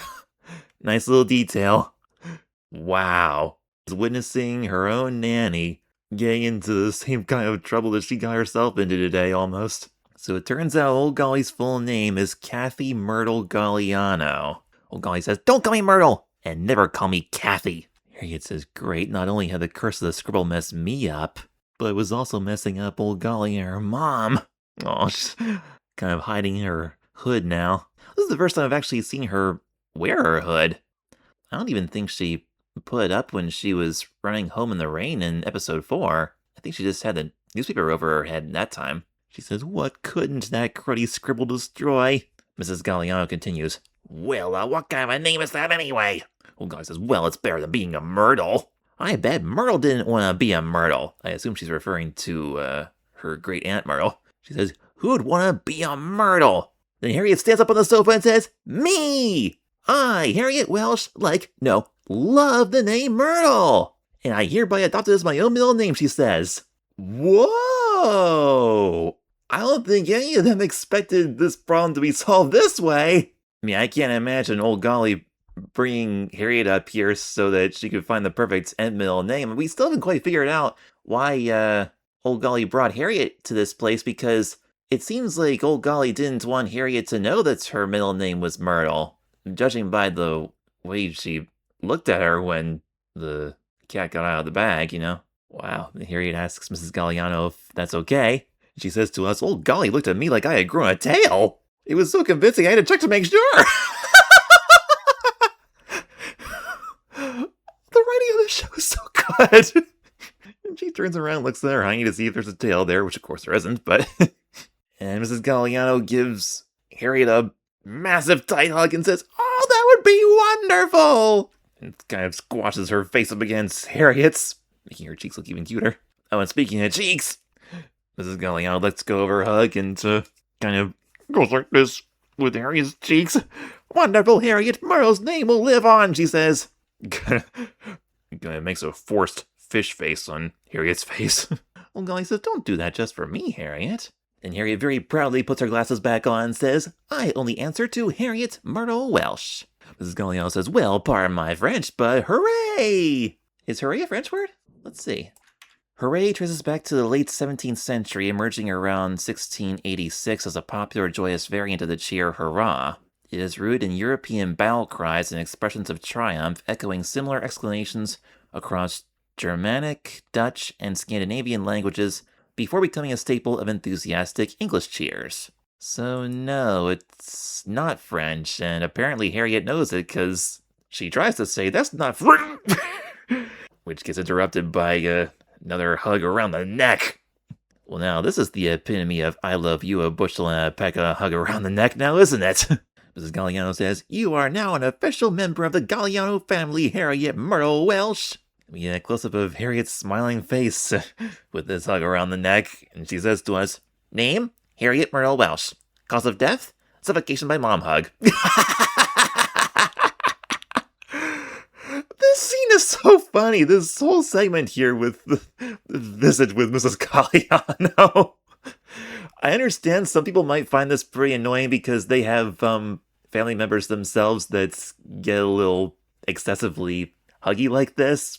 I mean, I kind of understand where they're coming from if they do feel that way, because I've seen people like that. But I can't get over how cute this is. Okay, now we reach the part where old Golly says, "Harriet, come with me, I have something to show you." Alright, so carrying on with old Golly's plan here, I assume. Ooh, we also got some cute pictures of little Catherine building a snowman and standing out there on the beach, which I assume is the beach right by their house. Ooh, now we got some kind of attic loft area with hundreds and hundreds of books. It's like a little library. I wonder if this was old Golly's favorite hangout when she was growing up, because she loves books. This is probably where she read all the books where she gets her famous quotes. And they're going up there, and Harriet's like, whoa. I imagine that'd be quite a whoa moment for somebody who's an aspiring writer. If that room was full of kids' books, I'd probably feel that way too. But I doubt if there's any Judy Moody's or Pee Wee Scouts in that library. Definitely not, because those books weren't around the 60s, but if it was, I would love hanging out in there. As a matter of fact, that's kind of how my bedroom is. I have a whole wall full of books, like a big bookshelf that's mostly books, but it's got a bunch of VHS tapes on it too. It's loaded down with all the books that I like. And old Golly's picking a book off the shelf and says, "This is why I tell you never crack the spine of your books." She says, "Books are precious. Treat them with love." Harriet says, "These are all yours?"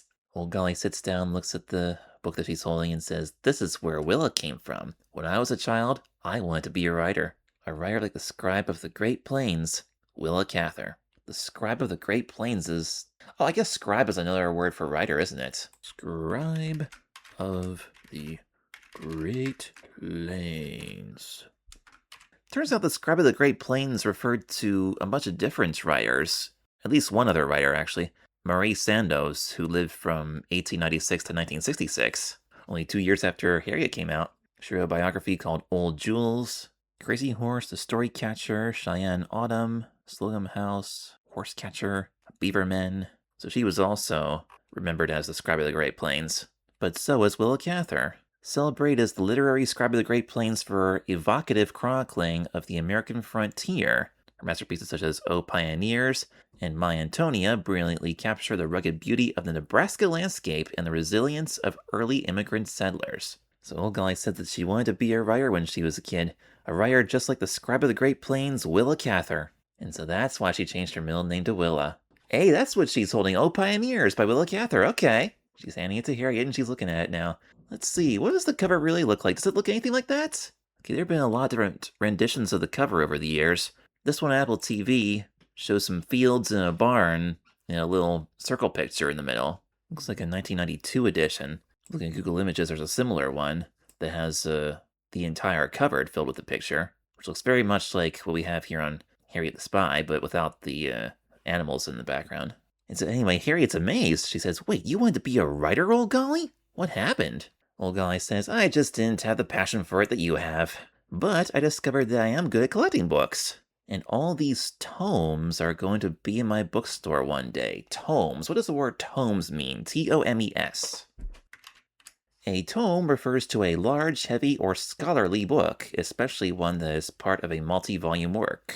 So does this mean that she's going to sell all of her own books in a store someday? Or is she just planning to open her own independent bookstore and sell the same titles that she has in her own collection? Just like new copies of all the ones that she grew up with and loved. And she says he's going to call the bookstore Willa's, named after Willa Cather. Okay. That room is so cool. It's got little shelves laying around there, and the stained glass lamp, and the plant hanging from the rafters, and that wheel on the wall, like a ship's wheel. Very lovely, cozy space. I wouldn't mind sitting in there reading a book for a while. Old Golly says, "And guess whose first novel is going to go in the window someday?" And she gently pats Harriet on the head. I can't help but wonder what Harriet's first novel would be about. Like, is she going to write a fiction story? Or is it going to be like biographies and stuff because she's so good at writing down information about real people in our neighborhood? I don't know, but either way, Harriet the Spy by Louise Fitzhugh, this room right here looks like a really nice, pleasant room to read this book that I'm holding right now in. And the two of them hear Mrs. Galliano shouting from downstairs, "Girls, before you go, take some leftovers with you. I can't leave these cannolis going to waste." Alright, then the page turns and, oh my goodness! The two of them are holding, like, big grocery bags full of food, and old Golly's got a whole stack of, like, dishes full of food. Like, I was gonna say crock pots, but that's not right, but, like, Corningwell Coral Revere, those, like, big, hard, sturdy, old-fashioned containers with the glass lids on them. I'm trying to think what they're called. I'm not sure. But anyway, the two of them wave goodbye, and they start walking away. And then Mrs. Galliano starts crying, and she says, "Goodbye, my little Harriet Myrtle Welsh. Take care of my Catherine, all right?" Harriet says, "I will, don't worry." Corningware dishes, that's what it is. That's what I was thinking of. They were really popular in the 90s. They were the white ones with the blue flowers, except on Apple TV, they're kind of turquoise with white flowers, but it's the same idea. And so they're both carrying huge bundles of food, and they set them down on the floor in front of them on the train. And yep, it's got both an E and an F once again. And they sit down and go, and just sort of fall back into their seats. I wonder if they're exhausted from carrying the food or exhausted from that visit with Mrs. Galliano. Probably a little bit of both, because, like, my mother would definitely tell you that a visit with a person like that can be very exhausting. After they sit there on the train for a little bit, old Golly says, "You hate the name Merle, don't you?" Harry says, "Yep." "Wow! So why'd you pick it then?" Maybe she just wanted to get the two women to stop arguing or something. Plus she was desperate for an M middle name. So how serious is she about having Myrtle for a middle name, Harriet Myrtle Welsh? Old Golly laughs. "I knew it." Harry says, "At first I just took it to stop you two from fighting. Yeah, that's what I thought." She says, "But I've been thinking about it, and, well, Myrtle is part of you. So, I'm keeping it." Wow. Yeah, Harriet loves old Golly. And since Myrtle does have kind of a connection to her, Harriet kind of likes it too, even though old Golly doesn't. So old Golly asks her, "So, you're going to go by Harriet Myrtle Welsh from now on?" To which Harriet replies, "Absolutely not, are you kidding me?" "I'm staying Harriet M. Welsh. But no, I'll always know what the M stands for. Always." Which brings us to the frame that Apple TV uses to promote this episode, with Harriet and old Golly sitting on the subway smiling at each other. But then old Golly says, "When you become a famous writer, people will find out that you're actually a Myrtle." But Harriet says she doesn't care. She said, "After what I've been through, I kind of figured that good writing makes a writer, not a good name." That is very true, I would agree with that. I mean, I've read all kinds of books that have authors with many different varieties of names, and their name doesn't really say anything about how good their book is. It's what's inside the book that counts, and what's inside the author's mind when they write. As we get one more smile from old Golly, we slowly transition to an evening scene as they're coming up the subway steps. I don't know where they got off, and I'm not even sure I want to know, because the inaccuracies on this show are ridiculous when it comes to geography. I mean, it's so frustrating, like, they're so close yet so far with these details. I also forgot to mention that if they were getting off the train right at Far Rockaway, then they wouldn't be underground, the train would be above ground at that point. But you never know, they might have transferred onto a bus or something, or possibly a different train from 96th Street, who knows. I mean, anything's possible in a cartoon universe, I guess, even if it is based on a real-life place. So they're coming out of this subway exit, and it says Uptown.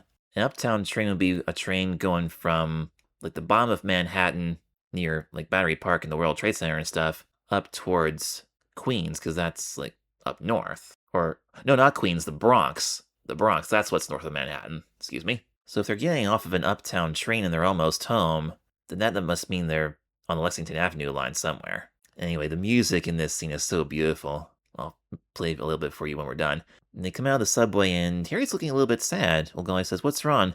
"I was just thinking," says Harriet. "If you're going to open a bookstore someday, I guess you're not going to be my nanny forever." Oh, that shot is gorgeous right there, with the sunset shining on just part of Harriet's face right there, and the colors are magnificent, the way it kind of glows like that, and the fall leaves and stuff. I noticed that Harriet's in the sun and old Golly's in the shade too. And old Golly says, "Yes, Harriet, I will leave one day." Whoa. But don't worry, we'll always be connected. After all, we both share the story of M, don't we? Hey, the story of M, like the origin of M, the title of this episode. That's cool. Yeah, they're definitely pretty close to Harriet's neighborhood because I recognize those street lamps. She says, we shared the story of M. We're family now. Oh yeah, I guess they weren't exactly family before because old Golly is just a nanny that's her mom and dad hired to take care of Harriet. Like, it's not like this is Harriet's aunt or anything. Although she kind of, plays the role as an aunt in a way, like the way their relationship is, almost. And Harriet smiles and agrees. It's a good story. Also, we left the cannolis on the train. Oh, I guess that was the other thing she was unhappy about. Oops. That look on old Golly's face is kind of weird. They're like, uh-oh. But then they start laughing. That scene, I got a lot to say about that scene right before the conclusion. That was some epic foreshadowing right there. Because in the book, at the end of chapter 6, spoiler alert for those of you who haven't read the book, old Golly becomes engaged to her boyfriend, Mr. Waldenstein, and then she and Mr. Waldenstein are going to get married, and they have to move away to Canada, which I believe they're going to either Toronto or Montreal. We'll find out later. But that's a really tough situation for Harriet, because Harriet loves old Golly, and old Golly has to go away, and Harriet's going to be without her. And now they're talking about the possibility of old Golly being gone. Although in this situation, it's because of old Golly opening up a bookstore someday and having a life of her own as opposed to being Harriet's nanny. But yeah, considering the fact that this is the final episode of the original 5-program set of Harriet the Spy, this is an excellent way to conclude this because it kind of gives you an idea of where this story is going, especially if you know how the book plays out. I mean, we're not at the chapter 6 situation yet, but like the show is alerting us that this probably will happen further down the line. It doesn't confirm whether or not it'll happen on this show. I mean, I do know whether or not it'll happen, but I ain't telling you yet. But yeah, anyway, that's really good. Alright, final scene, here we go. Harriet's house, beautifully inked and painted with the lighting contrast with the sunset. That's gorgeous. Oh wow, there they are in the kitchen. It's mom and dad, and they still look upset. Yeah, I guess this is all the same day, isn't it? The day that Harriet, well, no, I guess this episode takes place in at least 2 days. Because first there was the day of Harriet buying the new notebook, and then there was the school day with Marion dropping the bombshell that is it a period or a no period, and then her parents tell her the story of where the scribble came from, and then the rest of the episode was all the next day, which started out with the book of baby names and Harriet talking to her friends and trying out all these different names, and then they went to the diner and Harriet drank too many egg creams, and then she went over to the, I was going to say courthouse, but no, City Hall to try and get the birth certificate and see what it really says, and she tried to get rid of it and got arrested, and then her parents came into the office and Harriet cried, and then old Golly took Harriet on the train to Far Rockaway to meet Mrs. Galliano, and now they're coming back home, and this is still that same evening. Okay, so this makes sense that Mr. and Mrs. Welsh don't know how Harriet's doing, and they're still worried. And so they're just standing there at the kitchen drinking coffee. Then Harriet walks in with old Golly behind her. Old Golly's smiling, and Harriet's just standing there not quite sure what to think. She's not smiling, but she does look a little bit sad. Oh, now she's smiling, kind of like as a way of saying, I'm sorry I caused so much trouble. I'm doing better now. I've learned my lesson. Can you forgive me? Just all in her face, like she doesn't say any of that. But she does say to us in the voiceover, so anyway, I forgave my mom and dad. Yes! Way to go, girl. And her parents are happy, and they all share a 3-way hug. The voiceover continues, like old Golly said, we all make mistakes. Even parents. Especially parents. And mistakes give you great stories. Yeah, that is very true. Even mistakes that I make watching my favorite children's shows, misunderstanding certain words and thinking that Kipper said one thing when he really said another, and LeVar Burton talking about this when he was really talking about that. It's like, those were mistakes that I made in my head when I was little, and sharing them with you now on the Kids TV and Me podcast. They make great stories, or at least I think so. I don't know if you would agree to that or not, but I enjoy sharing these stories with you and sharing stories of me enjoying these newer shows. Mistakes give you great stories. That is an excellent quote. And then we dissolve to Harriet's bedroom late at night. Harriet's sitting at her window seat with her notebook. She says, I started mine with a scribble. Started her story with a scribble. Oh, this notebook is blank. I wonder if this was maybe a few weeks or a month or two later. Because in the beginning of this episode, she was starting a new notebook, and she wrote her name in that one, stirred up all the trouble about where the M comes from. And she was writing quite a bit at the city hall and later at the Galliano house. So this must be quite a bit of time later. She's opening her next notebook, and now she's going to confidently write her name. So, mistakes make great stories. I started mine with a scribble, which turned into an M question mark. She clicks her pen and her final line. Then she finished off the story with an M period. And she writes her name in her new notebook and says Harriet M. Welsh, M period. So her final monologue goes like this. Mistakes make great stories. I started mine with a scribble, which turned into an M question mark, then finished off the story with an M period. And that period is the final word of this episode. And the final word of the original 5-episode set. Woo! All right! That was Harriet the Spy, Season 1, Episode 5, The Origin of M. Freaking awesome! Awesome stuff. That was a fantastic episode and a fantastic conclusion to the original 5-episode set, because not only did they end the episode with the word period, but in the final frame, they showed the pen up close, putting a little period at the end of the M. This is hands down one of the best episodes of the series. I don't know which one I like better, The Origin of M or Cross My Heart and Hope Not to Dance. I think this one might be a little bit better than Cross My Heart. And once again, this show kind of follows the same formula for each episode. Like in the beginning, Harriet's got this problem and she's trying to solve. And in the middle, they show Harriet trying to solve this problem like a sophisticated spy going on a really dangerous adventure trying to get things fixed. But then it backfires, and then towards the end, Harriet finds a better way to come up with a resolution. Like, for the most part, that's what happens in every episode, with the exception of episode 1, of course, because Harriet went back to Mrs. Plummer's apartment again, which I didn't really approve of. In this one, as far as lessons being learned, yeah, Harriet did do the wrong thing by doing this thing at City Hall, trying to confiscate her birth certificate and potentially destroy it. But the whole M scribble situation, none of that was her fault. That was entirely on her parents. And I guess the lesson of the day being, for this particular episode, you know, your parents sometimes make decisions that you won't really agree with it, and it is what it is. There's not always something that you can do about it, but just know that you're not alone, that other people have to deal with this kind of situation too sometimes.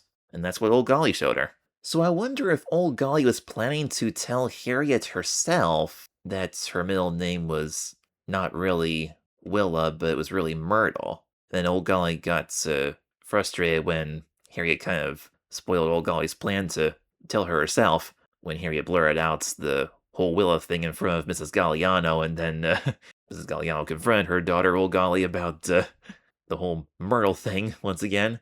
But Old Golly did want to show Harriet that book by Willa Cather, which was where she got the middle name Willa that she wanted to have. And I assume that library scene was where Old Golly was planning to tell Harriet the secret about the Myrtle versus Willa thing. But it all worked out anyway, and Harriet now has a middle name that reminds her of her favorite grown-up, Old Golly. And it is kind of cool how it kind of gives Harriet a little bit of a connection to Old Golly's family, which is perfect because Old Golly's such a special person to Harriet. So yeah, this episode was excellent.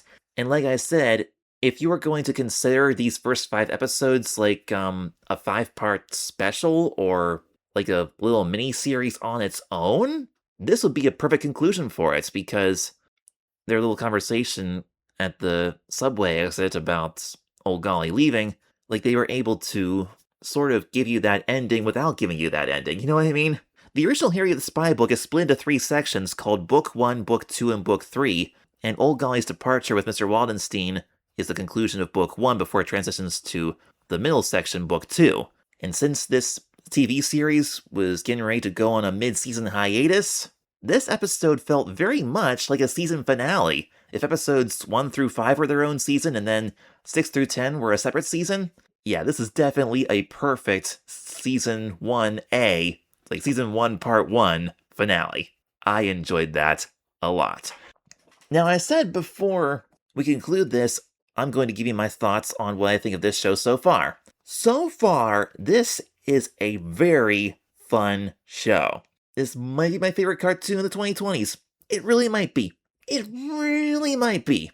The animation is fantastic. I love the character designs. Harriet's facial expressions, in fact, everybody's facial expressions are super adorable. I like the way they're drawn. The backgrounds are really cool, even though some of the details are a little off, which I don't particularly appreciate. And I'm still not 100% sold on the idea of Harriet being a spy. Like, I still say there are other ways that Harriet could be a writer that don't involve poking your nose in other people's business.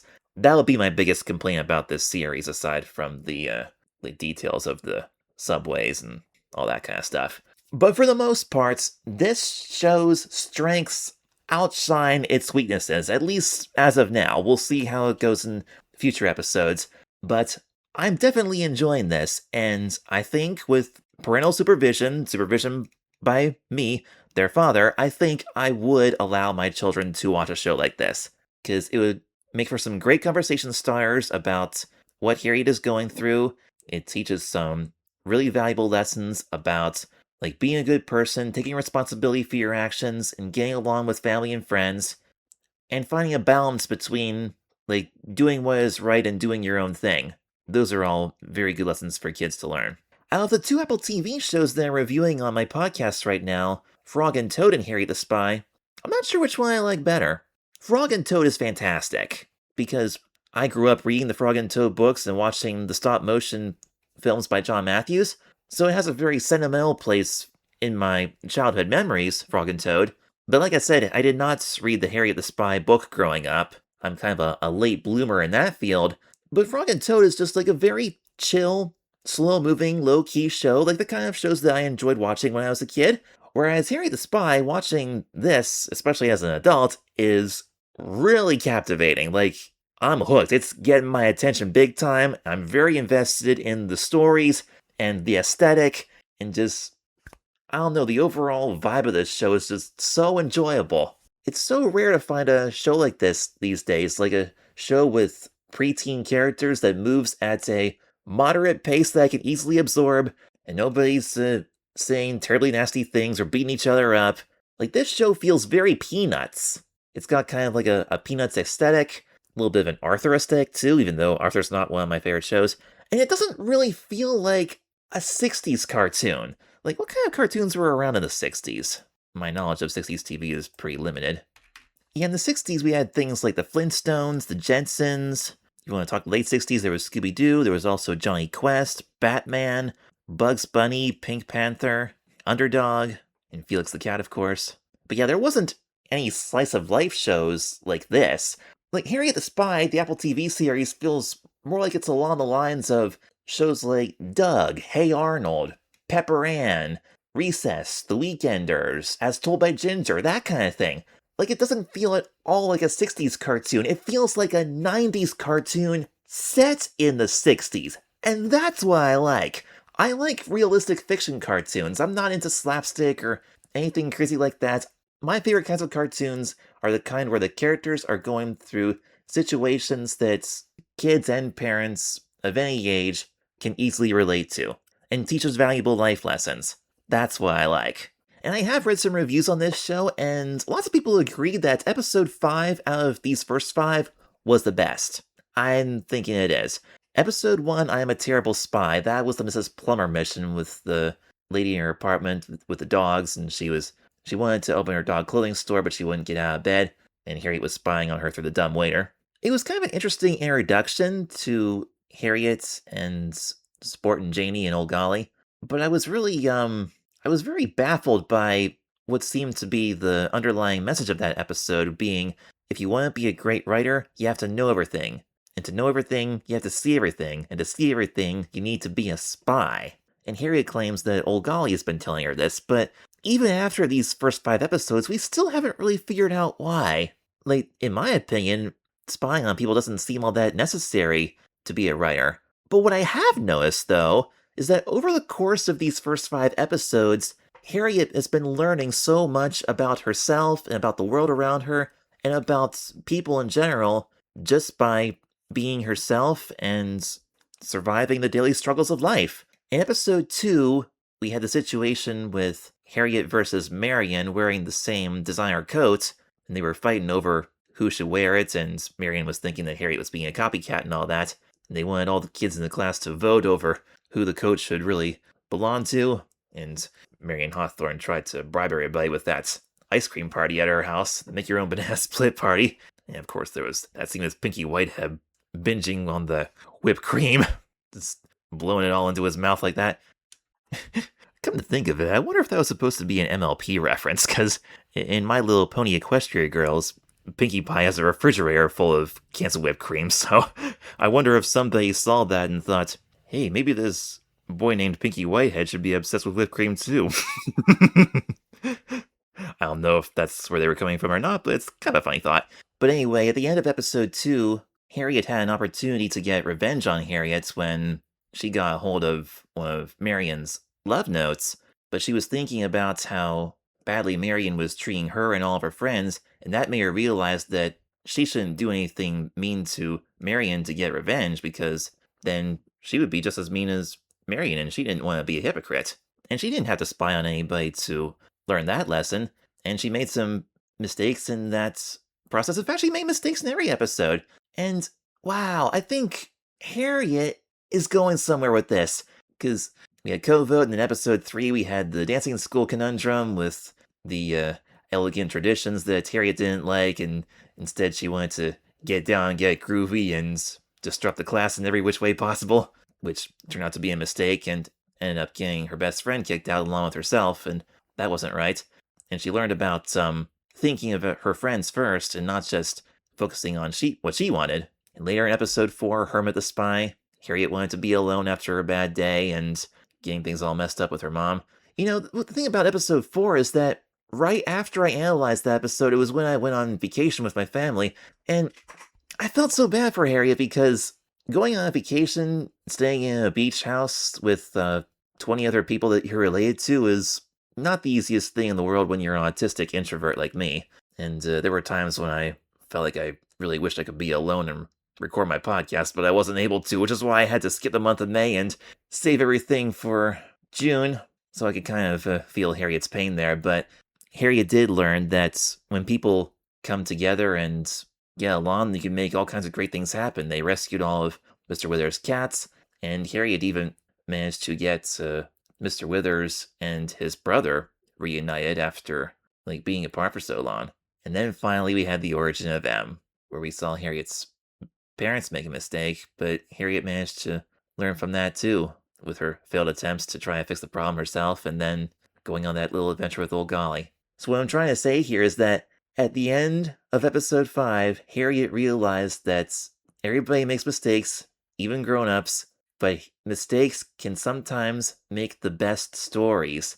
And since Harriet wants to be a writer, that is a very important integral lesson for Harriet to learn, because now she's coming to realize that there are other ways to become a writer besides spying on people. We still don't know why old Golly was telling Harriet that she has to be a spy to be a writer, but if Harriet can learn from her mistakes and write down the lessons that she learned, she can get lots of ideas for some really epic books. This is not an in-your-face kind of lesson, but it's a very subtle one that I'm just now starting to pick up. And this is exactly what I wanted. I wanted to see Harriet kind of slowly and gradually transition away from the spying idea, even though spying is fun for her, but have that be less and less of the main focus, and have this TV show be about Harriet's journey of learning about herself and the world around her and other people, and learning other ways to learn to become a great writer, because that's what she wants to be when she grows up. That's her ultimate goal. And I think we're getting there. We're definitely getting that. And as a writer myself, I really feel like that this show is just for me. If this was a 90s Nick Jr. show, there would be some announcers saying, watch Harriet the Spy weekdays at this time and this time Central on Nick Jr. just for me. I mean, it wouldn't really be a Nick Jr. show exactly. It'd be more like a Nickelodeon show. I mean, it is a lot more low. I mean, it's designed for a slightly older audience than Franklin, but a slightly younger audience than Doug. Like, it's kind of like a bridge between the two. So I don't know if it would be a Nickelodeon show or a Nick Jr. show. I mean, Rupert was pretty intense, so I guess it could be a Nick Jr. show. So yeah, the writing on this show absolutely outshines the few little flaws that it has, and I'm happy about that.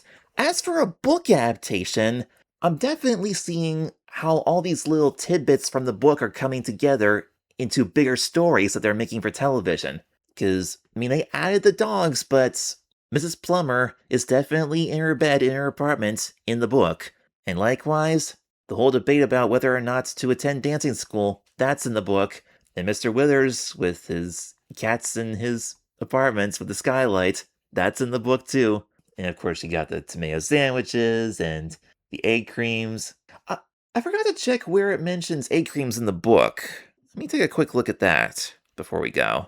But I'm pretty sure they're in there somewhere because Jimmy Ganley read that book 100 times and he incorporated egg creams into his graphic novel series Amelia Rules, which I'm a huge fan of. And that's another thing! This cartoon version of Harriet reminds me so much of Amelia McBride from Jimmy Gantley's Amelia Rules comics. Probably because of the blonde hair and the red shirts. I mean, they both have that. And Amelia also likes egg creams, just like Harriet does. And Amelia used to live in New York. And she had a best friend named Sunday Jones, which kind of reminds me of Jamie.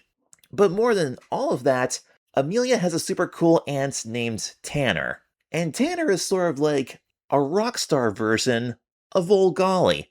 Like, you know how Old Golly always quotes these famous authors from historic literature? Well, Amelia's Aunt Tanner is always quoting song lines from rock singers. So there's a lot of similarities between Harriet the Spy and Amelia Rules, which is perfect because, like I said, Jimmy Ganley is a huge Harriet fan. And it'd be really cool to see an Amelia Rules animated series. I doubt if we'll be able to see anything like that anytime soon. Jimmy Ganley actually was given an offer by one of the networks to do an animated series, but the deal fell through because the network didn't think that it could sell enough merchandise or whatever. So that didn't work. And for the time being, it seems like Apple TV's Harriet the Spy is probably the closest thing that we're going to get to an Amelia Rules TV show. I mean, probably the fact that I'm such a big Amelia fan probably helps a lot when it comes to being a big animated Harriet the Spy fan. Although I'm still hoping that we'll get a Judy Moody animated series one of these days. They were talking about doing one. I hope they're still going to do it. I haven't heard anything back from 9 Story Media or Trustbridge Entertainment yet, so we shall see. Alright, the book. What do you got to say about egg creams? Alright, here we go. In chapter 3, right after Harriet went to see Mrs. Plummer, or spy on Mrs. Plummer rather, it says, Harriet had 3 more stops before she was finished for the day, but before she continued, she decided to stop by and see sports. On the way there, she got thirsty and stopped in her favorite luncheonette for an egg cream. It was her favorite because it was there that she had first begun to hear what peculiar things people say to each other. She liked to sit at the counter with her egg cream and let the voices from the tables behind her float over her head. Several conversations were always going on at once. Sometimes she would play a game and not look at the people until from listening to them, she had decided what they looked like. Then she would turn around and see if she were right. A chocolate egg cream, please. Certainly, Harriet. How are you? Okay. Harriet sat down, pleased that she was known. She put her 12 cents down and sipped away as she listened. Okay, so that must be the lady that, they named Darby, because Harriet sees her regularly. I'm getting pretty thirsty myself. I think I'll go out for an egg cream when I'm done with this. I hear they make some good ones at DJ's Tastes of the 50s in Smoketown, Pennsylvania, just outside Lancaster, so I'll go check that out. So anyway, what was I saying before I went on the egg cream thing? Ah, that's right, comparing the Apple TV show to the book. All these elements from the book play important roles in the Apple TV series, but what makes it so interesting is that this is a half-hour TV series with multiple episodes, but they're all based on one book. Because with the first episodes of, like, Little Bear and Franklin, for instance, most of the Season 1 episodes were based on individual books, or at least individual chapters of books. Similar to Frog and Toad. Like, Frog and Toad has a whole bunch of books with lots of short stories in each one, and each of those short stories became an animated episode. But this is a novel that this show is based on, and rather than adapting one great big huge story, they used a whole bunch of little details from this book to make lots of new, shorter stories, like half-hour stories. It's really interesting how they saved the thing with Old Golly's mother for the end of this 5-episode set, since it's kind of like, is that the first chapter of the book? I imagine the book fans who watched the Apple TV show for the first time got to episode 5 was like, oh wow, we're finally at chapter 1! And we reached the end of this, sheesh. Out of these first 5, I think the one episode that has the least references to the book is episode 2, Coat Vote. And I just realized something. The second story in the Lil Bear animated series is Hide and Seek, and that one is not based on any of the books either, but they used that episode to introduce viewers to Lil Bear's friends, Duck, Hen, Cat, and Owl, which makes me think now maybe Harriet the Spy used the Coats Vote episode to help us get to know the kids at Harriet's school better. Sports, Janie, Marion Hawthorne, Pinky Whitehead, and the boy with the purple socks, along with Beth Allen Hansen and Carrie Andrews. And we also saw Rachel Hennessy as well. So that was cool that they gave us that little extra introductory episode similar to what they did on Little Bear. That was great. It was also one of my favorite episodes. Episode rankings? From bottom to top, I think you would be Hermit the Spy on the bottom, I'm a Terrible Spy above that, and then Code Vote, Cross My Heart, Hope Not to Dance, and now this one, The Origin of M, on the top. That's where I'm at so far with my favorite episodes. And as excited as I am to talk more about this fabulous show with you guys, in case you didn't already know, there will be no Harriet the Spy analysis in July. In fact, there will be no Reading Rainbow or Frog and Toad either. All I'm going to do in July will be 2 half-hour programs of Kipper the dog. It's going to be a summer of Kipper.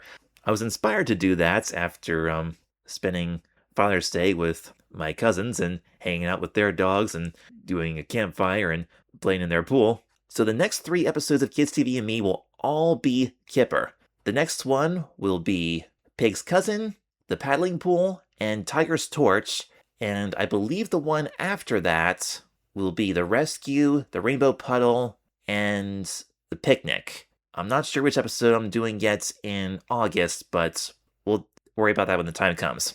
But I will say this though, at the end of August, I'm planning to have my next Harriet the Spy analysis ready, which will be Season 1, Episode 6, what's that one called? Face the Music. So that will not be next month, that'll be in 2 months. And once again, no Reading Rainbow next month. The next Reading Rainbow will be in September, where we'll talk about The Sign Painter's Dream. So I'm looking forward to talking about more Reading Rainbow in September, more Harriet in August, and more Kipper in July. Lots of Kipper in July. And that concludes this super long podcast episode of our Harriet the Spy analysis. We actually managed to go way over 2 hours. It's more like 2 hours and 40 by now. I'm going to try to post it all in one piece, and if I wasn't able to do it, you heard all of my little inserts as far as to be continued and stuff, but hopefully I didn't have to do that. So, my voice is getting tired, so now it's time for me to say, until me again, this is Joshua Stauffer, signing out. Hope you guys have a wonderful day. I'll be back in, how many weeks? 2 weeks, with another fun-filled episode of Kids TV and Me, featuring Kipper the dog. And now, if you'll excuse me, I'm going to go out and buy an egg cream. A nice, delicious, chocolatey refreshment. Thanks for listening. I will see you next time. After what I've been through, I kind of figured out that good writing makes a writer, not a good name.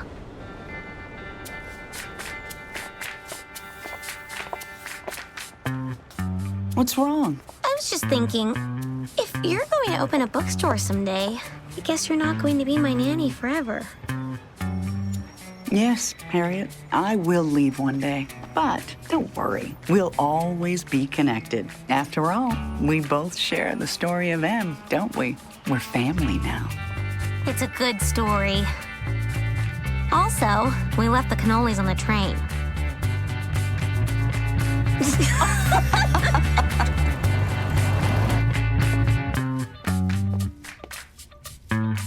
So anyway, I forgave my mom and dad. Like old Golly said, we all make mistakes, even parents, especially parents. And mistakes give you great stories. I started mine with a scribble, which turned into an M question mark. Then finished off the story with an M period. I just wanna be, you just wanna be, we just wanna be. I don't wanna be, you don't wanna be, we don't wanna be told what to do.